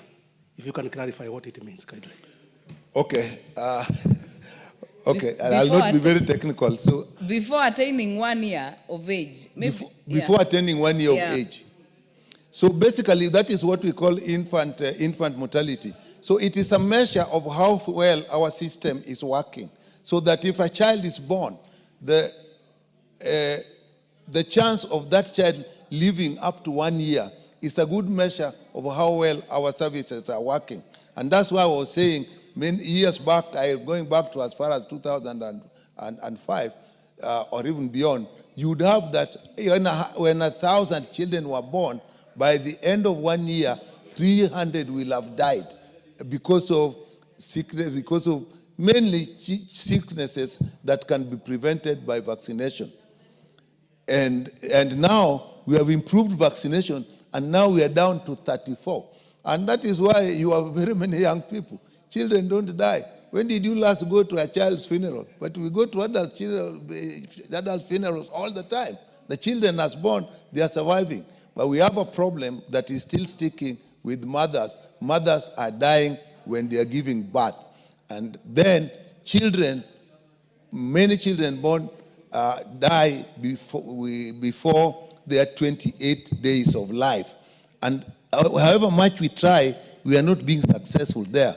Therefore, this bill seeks to put into place structures that take care of the mother from the time she's pregnant to the time she's in labor, to the time the baby is delivered, to first 28 days, and then up to 1 year. Another measure is 5 years. There we have done very well. So that is what this bill is all about. Honorable Speaker, Part 4 outlines the role of the national government through Cabinet Secretary for Health, including the development of standards, policies, and a national plan of action, and the requirement to submit annual reports to Parliament. That is extremely important. If we then say we will put up standards the standards of care that are required, and a plan of action that will make sure that those standards are reached. And that's why I was saying the national government must work together with the county government, because the truth is most of our health services are in the county government, from level 1 to level 5. If you take level 6, we are talking of less than 20 hospitals, and that's what the national government in reality takes care of. So if those are not working, so that is where we have the standards. And then we say there must be proper monitoring or a reporting system so that report to Parliament. We are saying we report to Parliament because we want to now, as Parliament, be sure that this level, where we have reached with maternal deaths, with the children dying before 1 month of life or 28 days, what are the factors? And so we don't just leave it out there, that we also get the report. And Part 4 sets out the functions of county government, which include implementing national policies and standards, promoting public awareness, developing county-specific programs to reduce maternal wealth. That's reduce maternal and infant mortality deaths. So again, as I said, we need the counties to do that. Part 4 provides for monitoring and evaluation mechanisms, including collection, surveillance of maternal and child deaths, and assessment of adherence to standards. Now, again, as I said, we just don't put standards, we just don't put structures, we don't just employ people. We must know that when you have done those, are they really happening? And this thing is being lifted in this bill to a level that Parliament will be involved. And I can tell you that during the UNGAS, there was a report that actually kind of embarrassed the country, because we were being quoted to countries that we shouldn't be quoted to. I don't want to name the countries. And it came public. So as Parliament, we must now make sure that we do that, which means for us in the Budget Committee, we'll have to actually even put more money there. So Part 5 contains general provisions, including the power of the Cabinet Secretary to make regulations and consequential amendments to other acts to align with the objective of this bill. We have the Health Act 2017, which is a major act that we'll have to look at. Even HIV/AIDS Act, I think we'll have to look at it when we have this. Member for Chesume, what is out of order? Madam Speaker, I rise on Standing Order 91 on responsibility of statement of fact, and I just wanted to seek clarification from our senior. He said that nowadays you do not hear funerals for young children, but I would like to be informed that, or I inform him that usually funerals are not done for those young children. So is he really being factual in his report that nowadays there are no funerals? Honorable Biego, that children don't get funerals? No, what I'm saying is that The honorable member said that nowadays there are no funerals for children. But I was just putting to his attention African culture. A child who is a toddler or 3 months or just having been born, there is no funeral for those kind of children. So I don't know why he's saying that nowadays. Okay, you've made your point. You made my point. The essence of my statement is that less children are dying than before, but maybe not all the whole of.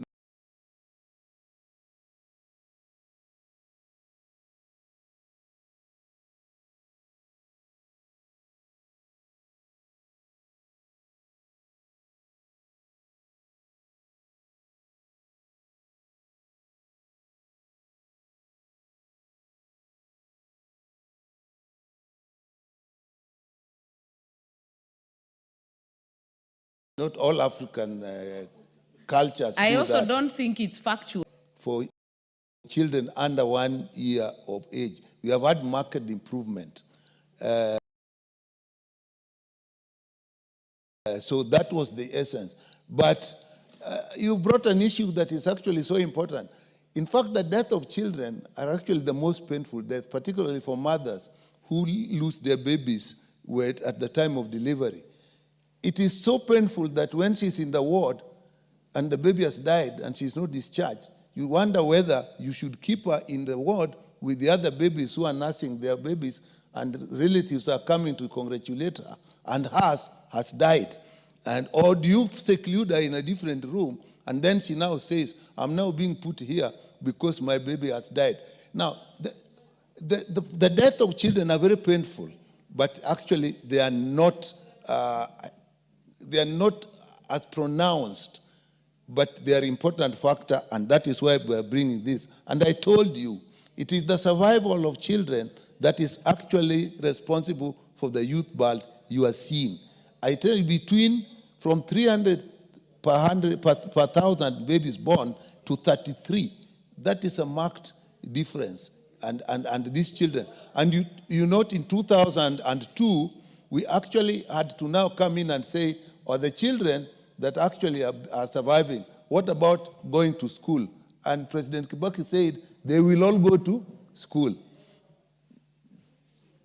What is out of order? Honorable Nyikal, take your seat. What is out of order, Kawanjiko? Thank you, Madam Speaker. When the chair is giving that statement, I'm wondering whether he's aware or whether he has been even watching the media lately that the rate of mortality, especially in my county, when I speak about Kiambu County, we have lost almost 136 infants. So when he's talking and saying that the rate of infant has gone down, is he still aware of what is happening within the Kiambu County, and especially when it comes to the matters to do with medics, the matters to do with drugs, the matters to do with the state of the hospitals within the Kiambu County. Don't debate. If it is a point of order, raise a point of order. Honorable Nyikal. I actually accept the information, but I'm talking for the country. I know the problem in Kiambu, and even we received and we even received a petition today. And these are the facts that we want to put in place. That is why we have the bill. If we had this bill, we would put the governor of Kiambu County to tax with the bill. So that is why we actually need the bill. Honourable Speaker, pursuant to Article 118 of the Constitution and Standing Order, the committee facilitated public participation by publishing an advertisement in the local dailies on Wednesday, 4th December 2024, inviting submissions on the bill. The committee received written memoranda and submissions from the stakeholders, including the Ministry of Health, State Department of Medical Services, the Office of the Attorney General, Department of Justice, Kenya Law Reform Commission, the National Gender and Equality Commission, the Council of Governors, the Health NGOs Network, HENET, the Kenya Pediatric Association. The committee further held meetings with stakeholders on the 25th February 2025 and a retreat on 11th April 2025 in Machakos County. The committee adopted several amendments to enhance accountability and integrate palliative care services ensure consistency in terminology and existing laws, and establish mechanisms for the systematic data collection and evaluation and monitoring. That is particularly important. If we don't have data, even that one of Kiambu, you notice that the governor was saying that children are not dying. So we now actually need data to confront when people in position of authority actually make statements that hide the situation of healthcare in our country. The bill further introduces deterrent penalties to promote compliance with professional and ethical standards and to safeguard the rights and the welfare of persons seeking maternal, newborn, and child health services. Honorable Speaker, the committee observed that the bill provides a robust framework for advancing maternal and child health, promotes collaboration between national and county governments, and aligns with Kenya's international obligations under the Convention on the Elimination of All Forms of Discrimination against Women and International Covenant on Economic, Social, and Cultural Rights. Madam Speaker, the issue of children's health, mothers' health, of course, quite often come in the purview of human rights. So therefore, Madam Speaker, the committee recommends that the House consider and passes the Maternal and Child Health Bill, number 2023, Senate Bill number 17 of 2023, with the proposed amendment. And I will call upon colleagues to actually pass this bill. So we actually have a way of forcing services, better services for our people. With that, Honorable Speaker, I beg to move and ask Honorable Karoli Omondi to second. Thank you very much. Madam Speaker, I've heard my sister, Honorable Irene Mayaka, say we should have left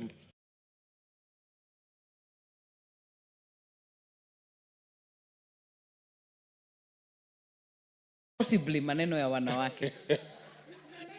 Because without the men, there are no children. It's a matter of the whole society. Honorable Madam Speaker, many years ago, when I was in the village, I joined my late grandmother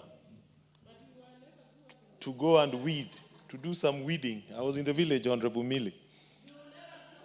And then I saw a lady, a member of the extended family, who was also weeding, and she was heavily pregnant.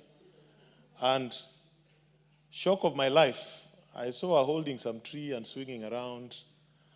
And after a while, there was a bit of commotion, and women rushed there. And an hour or so later, we were told she had delivered. But also, most recently, one of my caretakers in the village was not at work, and when I inquired, I was told his wife had just delivered the day before. So I went to visit him. Shock of my life was when the same lady came out to make tea for me. So I've just been wondering, when I saw this, and Honorable Nyikal asked me to second it, I quickly looked at the bill and I said, at least I can relate with this. Madam Speaker, I think the most important thing in this bill is to try and create uniform standards of care, both for mothers and children. And I'm quite impressed that the bill addresses especially maternal care, even before conception. How do we prepare our women for conception? If you look at the statistics, and I was trying to get them fairly quickly, on infant mortality, that is the number of children who die before they are 1 year per 1,000 births. If you look at the rate in 1950, it was about 147%. 60, 112%. 1970, 87.5. 1980, 68.5. The current statistics for 2025 is about 28%. 2024 is 31%, 2023 is 34%, 2022 is 35%. In other words, we are making progress at every stage. But I believe there's still so much work to be done. With respect to maternal health care, this bill proposes preconception care of our women, where health education is made available to women before they conceive. They can be guided by having hormonal profiling to know when is the best time to conceive, but also to offer them prenatal care and education. I think this is very important because a lot of people do not seem to have access to this kind of support. So I hope when this bill is passed into law, we will have uniform standard of care for women across the country. There is care during pregnancy, nutrition, which is, I think, is very important for the well-being, long-term health of the baby and the well-being. And this bill proposes that both county governments as well as national government provide information or support to assist women with care during pregnancy. Safe and delivery, safe and secure delivery, what they call intrapartum care. I'm also learning new terminologies under this bill, and also postpartum care for new mothers. In terms of diet, counseling, education, most women I've heard or have seen suffer a lot of stress or distress or get what you'd call depression, get into depression during this period or after giving birth. I think this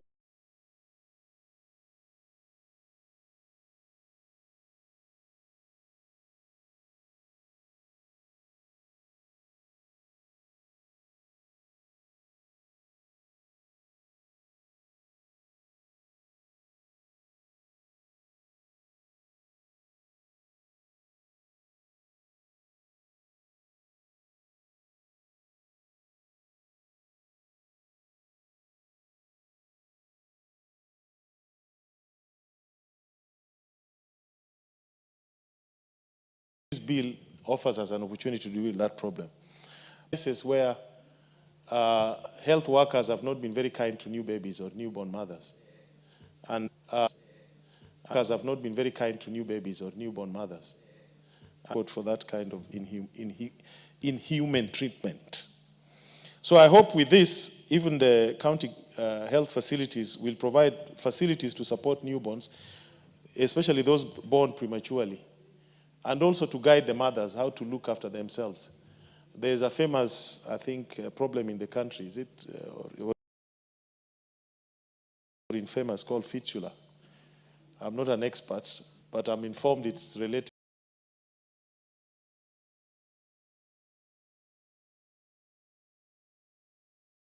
to giving birth and not having the proper care at the time of delivery. So I think with this bill, we will be addressing so many things. With those remarks, I beg to second. Thank you very much, Honorable Speaker.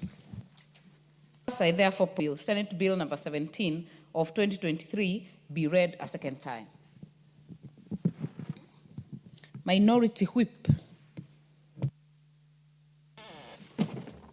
Thank you, Madam Speaker, for giving me this opportunity. Madam Speaker, let me take this chance to thank Honorable Nyikal for co-sponsoring this bill, together with Senator Beatrice, who comes from my county, Homa Bay County.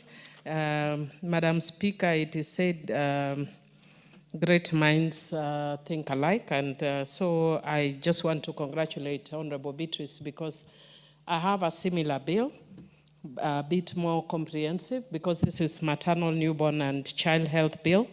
Mine is family reproductive health care bill. I think Honorable Beatrice, because of the challenges that we normally face when people hear the word reproduction, the first thing they think of is that people are talking about abortion. So she's been smart to remove reproduction, so that people don't think it's about abortion. But sometimes in compromise, we lose a lot. And you can see from this bill, and I'm glad that Honorable Irene and Honorable Karoli were discussing about this, except, of course, I want to challenge Karoli about issues of the village. I know he went to Homa Bay Primary School together with me. So he's just dreaming about having gone to the village. But having said that, Madam Speaker, I'm glad that they were talking about the issue that It is a man who has moved, and it is a man who was seconded. But if you look at the bill, it is maternal, newborn, and child health. Where is the paternal? You cannot have a maternal without a paternal. Even where the bill which I'm sponsoring, the second bill, which has to do with the children, which is assisted reproductive technology. Madam Speaker, even in assisted reproductive technology where you use in vitro fertilization, there is a sperm donor, and the sperm donor is a man. So there is always a man. And so, Madam Speaker, I'm actually supporting this bill with proposed amendments. The first amendment is that we need to change the title. There must be a father somewhere, because we cannot have a child who doesn't have a father. Article 53 of our Constitution recognizes both father and mother, even where a child is born out of wedlock. The child has a right to know both mother and father. Secondly, a father needs to be in the life of that child. And especially in situations like this, which is envisaged in the bill, where it is presumed that the parents are married to each other. We cannot focus on the mother as though she's the one carrying this child on her own. Carrying a child for 9 months, a lot of women will tell you it's not an easy task. The father must be involved throughout this process. They must be involved when the woman goes into labor. That is when you actually appreciate your role of fatherhood. So for me, one of the things that I'm going to provide here, which is actually in the bill, some of the things that I'm going to propose here are things that are in my bill, and if they pass here, let my bill die. It's not about whether my bill passes or not, it's about whether we take care of the things that are of concern to us. We want to reduce instances of child mortality in this country, and I want to agree with Honorable Nyikal that the numbers are not as high as before, but the numbers are still of concern. And I want to agree that we have a big challenge right now in Kiambu. But I would want to say that Kiambu is what we would call in law sui generis. Sui generis because when you have those numbers of children dying, I think we should even close the country. Because how can we have children dying like that and we are continuing like life is normal? There must be something that is done in Kiambu, and it must be done very urgently to address the cases of children dying. But I want to tell Honorable Nyikal that indeed children still die and we bury. Unfortunately, one of my employees just lost her baby. I think 3 days ago we buried the baby, 2 days ago in Langata. So we still lose children very young. And unfortunately, in her case, it was, if you could actually, when she was narrating what happened, it was a case of negligence. There are cases that are avoidable. Yeah? The child, it's somebody else who had to actually then go to the house and notice the child was jaundiced. Yeah? And if you see the child, she took the child to hospital. I wish she had even called me to intervene. By the time I was landing, even though I was out of the country, it was a bit late. They went to hospital in the morning. The child was admitted.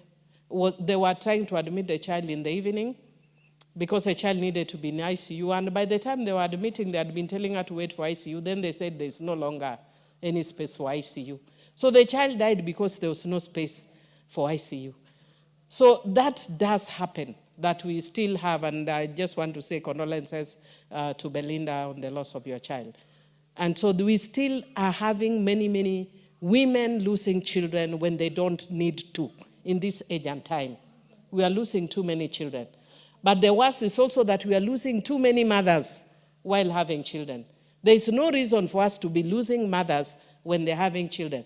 But having children is such a noble thing that we shouldn't be losing mothers because of bringing to earth children, because of fathering the human race.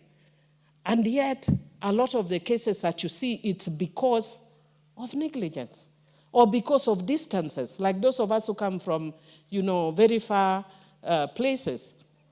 And I want to thank the county government of Homa Bay that they had actually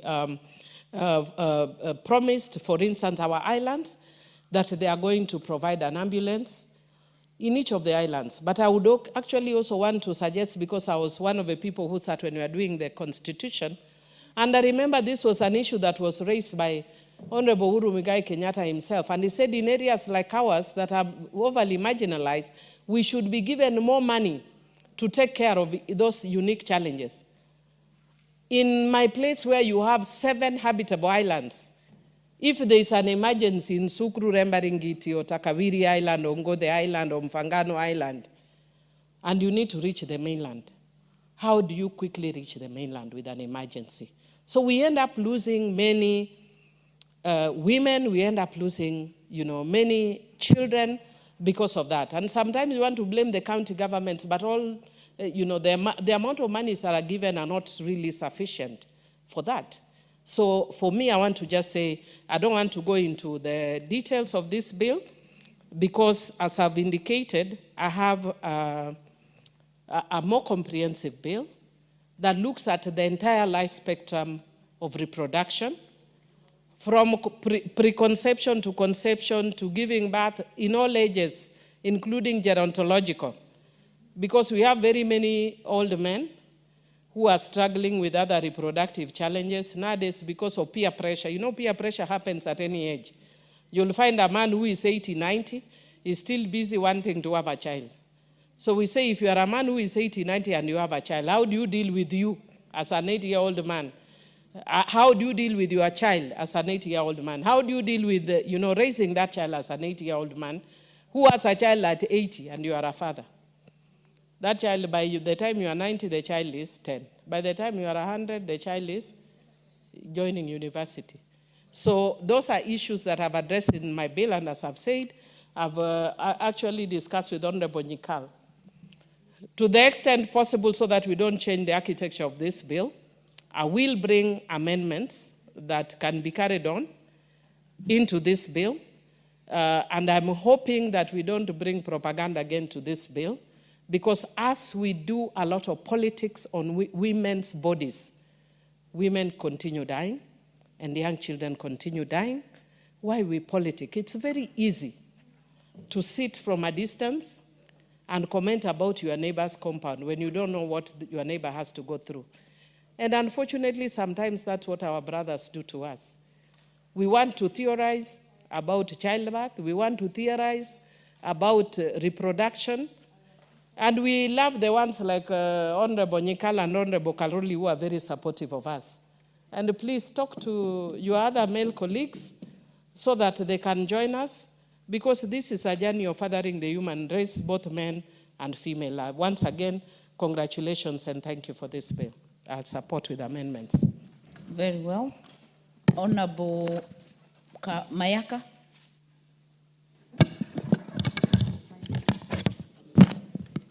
Thank you, Honorable Speaker, for giving me the opportunity to give my contribution to this particular bill, the Maternal, Newborn and Child Health Bill. And Honorable Speaker, from the onset, I just want to appreciate the Honorable Dr. Nyikal, the mover of the motion, and the Honorable Karoli for supporting this bill. Actually, my comment was that I really like the fact that this bill is being moved and seconded by our male colleagues, because it is helping us to give it even more oomph, because we shouldn't assume that matters to do with maternal, newborn, children are only things that should be spoken about by women, but that they should also be spoken about by everyone in society. Honorable Speaker, the reason why I really support this bill is because it gives us access to a coordinated system of this, and when even a person, before they become pregnant, in terms of the assistance, the process, and then when you conceive, to when after you have conceived and you have postpartum issues in terms of how to even relate to that. Because, Honorable Speaker, I'll be very honest with you that the issues with childbirth is not about just mobility and mortality. It's also about the whole spectrum of counseling, the spectrum of the mental disorders that people experience, the whole spectrum of after the child is born, the early stages, what to do with them. But I also want to agree with the Honorable Millie when she says that we also need to have an aspect of paternal, yeah, because we do not, we shouldn't be assuming that new fathers are also in the know of what to do. Sometimes they don't know what to do. They don't know how to give support to the new mothers because they don't have proper guidance. Honorable Speaker, and therefore, just to have a look at the specifics of the bill, when the objectives are very quite clear in terms of what this is trying to achieve. The structuring, the comprehensive quality health service, supplies, availability, access to the public health facilities, improved availability and access to maternal, newborn, and health services, which is where to get these particular services. But Honorable Speaker, I just want to go into the specifics of the areas of this bill that I feel that we really need to put emphasis on because they're very important. Section 6 seeks to speak about a woman who is not pregnant, which is what I was just alluding to in my opening remarks. Because as I'm saying, most women do not know where to get access to information in terms of before you even decide to get pregnant. And even the issue of standards for effective delivery of services and regarding safety occurrence of future pregnancy when someone decides to become pregnant. So where do they get this information? And it's very important that we have a bill that speaks to this particular issue. When you look at Section 8, that speaks to the health care provision for a child, because most of the time, from the experience of most mothers, myself included, is that you have antenatal care for children until the age of, say, 2 years. After they've gotten the recommended injections, and then there's no care to ensure that there's even proper diagnosis, assessment of these children. And this bill is speaking about having this particular care for children up to the age of 12 years. It even goes further to also speak about the special needs and the children who have special needs and what we need to ensure that they have provision for. Again, Honorable Speaker, another section that is very important is Section 9 that speaks about women who are pregnant and who have special needs. And in terms of the care, the related services, the prescription of that they should actually receive. Because, Honorable Speaker, women who have special needs, when they're pregnant, it's also another matter for them. And so when we have specification in terms of how they should be cared for, the respectfulness that they should be given, the dignified care that they should be given, and having laws in place to ensure that we have that, I think for me that's a very progressive area that we are going into. Honorable Speaker, I did mention about the postmortem, but just to go to the specifics, Section 11 speaks about the prenatal, intrapartum, and postpartum care for pregnant women. It also speaks about counseling services for pregnant women, because we do not want to assume that people are always okay when they're pregnant. And counseling services for adolescents undergoing postpartum care. Because, Honorable Speaker, postpartum health services is something that is not very common. And a lot of people don't even know when they're going through this particular mood disorder when they have it. And most of the time, what happens is that when a woman is going through the postpartum depression, the backlash and the consequences are on the new child. And this is not a very good thing to have. So having this also incorporated into this particular law is very important. And finally, Honorable Speaker, is to speak to the matter of the role of national government in conjunction with the county government, because this is a collaborative effort. We cannot leave it to only one section of government. We do need a lot of support in terms of policy formulation, and ensuring implementation, because as we always say, we don't want to be a house that comes up with fantastic laws that are never implemented, that are never used by anyone. They're just gathering dust in the shelf. So this particular inclusion, and even the fact that this bill speaks to the aspect of monitoring and evaluation as well.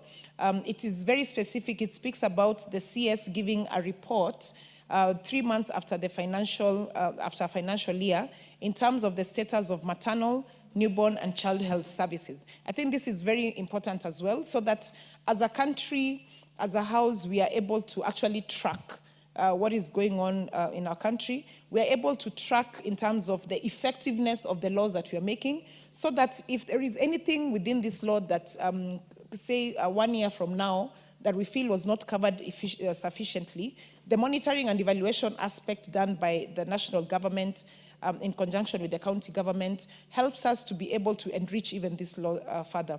And therefore, Honorable Speaker, with those few remarks, I do want to support this bill. I submit. Thank you. Honorable Makali Mulu. Yeah, thank you so much, Honorable Speaker. Honorable Speaker, I also want to support this bill, the maternal, newborn, and child health bill. Honorable Speaker, I think in terms of timing, the bill has just come at the right time, Honorable Speaker. And this is based on what we are hearing from Kiambu and other areas, losing quite a number of mothers as a result of poor care.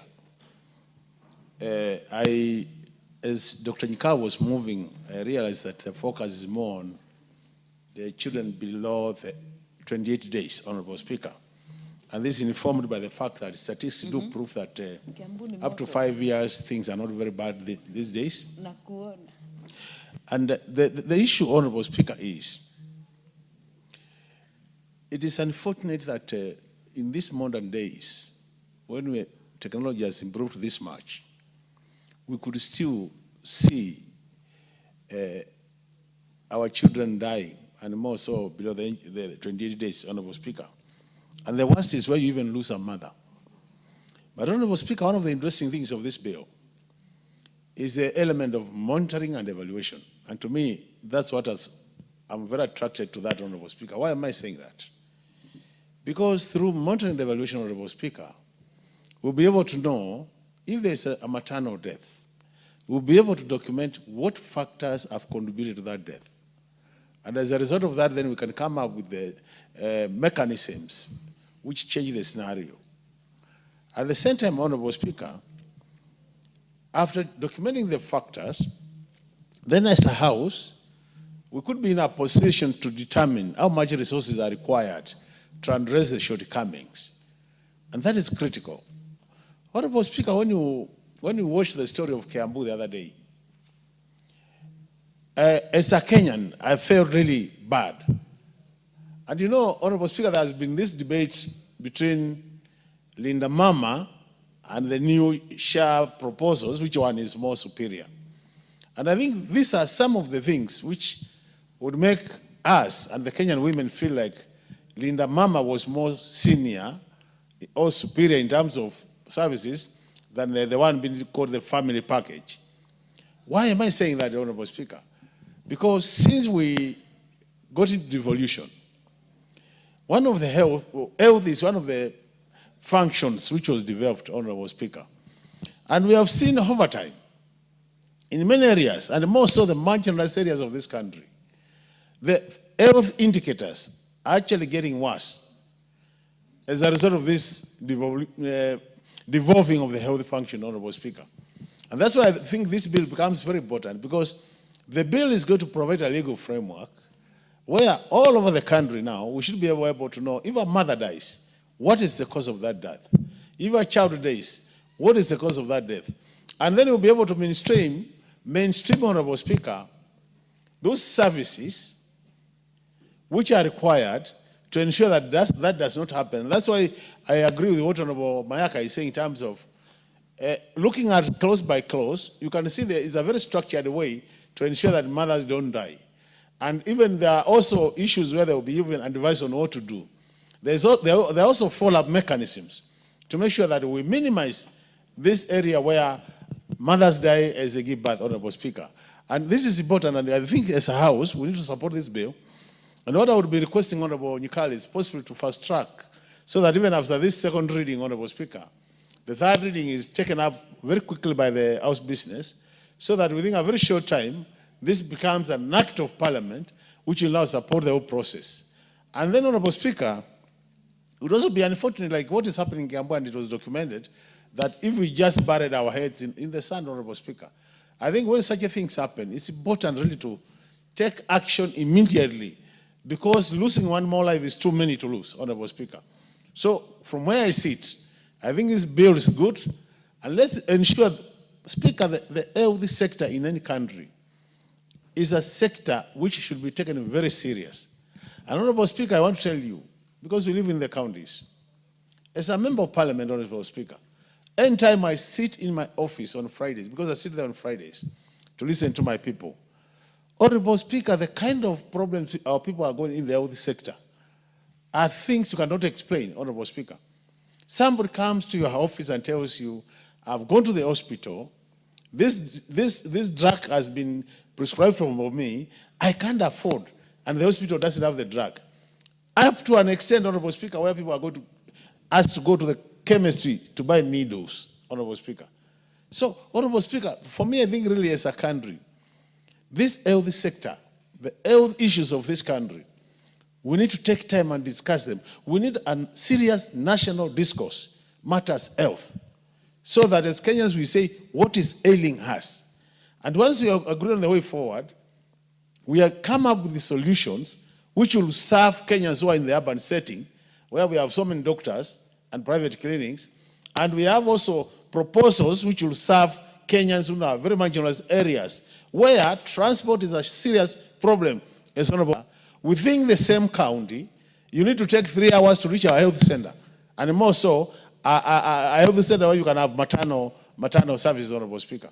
So we must factor in such situations where we have areas which are so remote from the health center that they can, for you to reach a health center, you need 3 or 4 hours.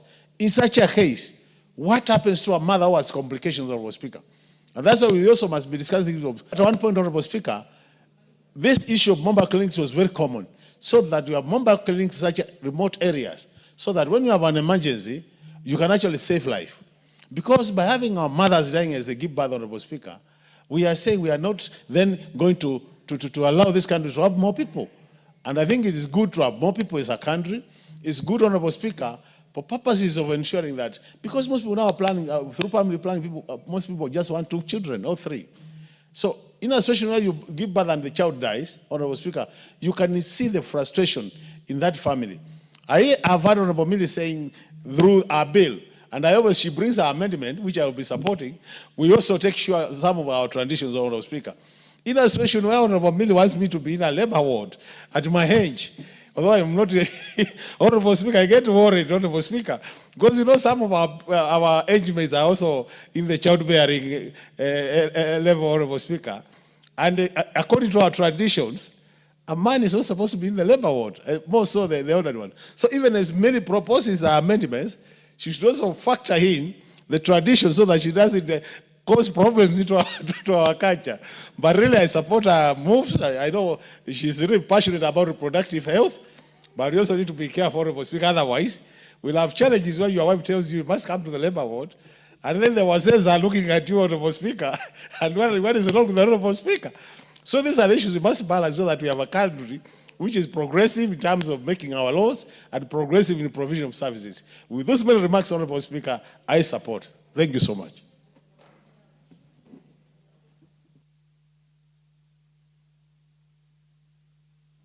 The Honorable John Kawanjiku. The Speaker was smiling because he's could be one of the people falling under the category Honorable Kali is talking about. Honorable Kawanjiku, proceed. Thank you, Honorable Speaker, for giving me this chance to debate this important motion. And I want to take this opportunity to thank Honorable Nyikali for coming up with this bill, especially such a time that we're experiencing turbulences as far as the issue of health is concerned within the Kiambu County, Honorable Speaker. And we really want to support the bill to some extent, but also would seek, even though the health is devolved, there is a lot to be done by the national government, because apart from the education sector that is still within the national government, health should have remained with the national government, because some of the challenges we are experiencing as far as our people are concerned, even now, when we are talking about level 1, level 2, level 3 hospitals are supposed to be free. Some of the counties, because we have created some small presidents, some small kings and kingpins within the county. And when it comes to the matters of concern, and when the national government is doing its best and putting its best foot forward to make sure it stabilizes health, there are governors within the counties who feels that they are the one who have the monopoly of controlling and saying whatever happens within the county government. And they fail to realize that they really need to be in support of whatever the national government is doing as far as the issue of concern, especially the matters to do with health, Mr. Speaker.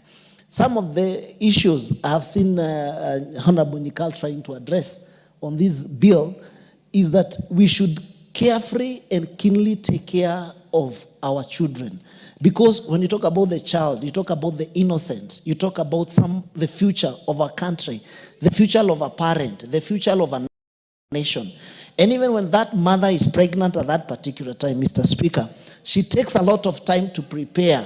You know, she's no longer herself because she's carrying another person inside her, Mr. Speaker. And therefore, making sure that we regularize and make sure that they are well taken care of as far as postnatal and prenatal care are concerned, it should be a concern of any man or any person or any government to take care of its future generation, Mr. Speaker.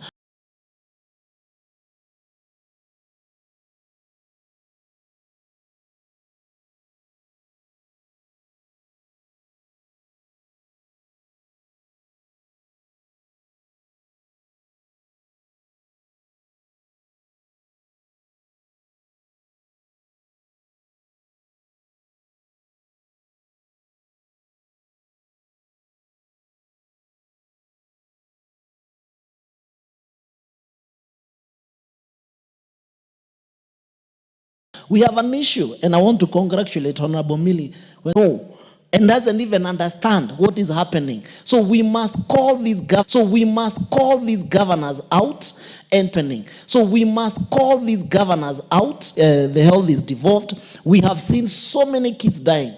And unfortunately, we have decided to play politics with our county, Mr. Speaker. And now we are arguing about the numbers, how many kids have died. Even one child is too many to die, Mr. Speaker. We cannot afford to sit down, relax, and watch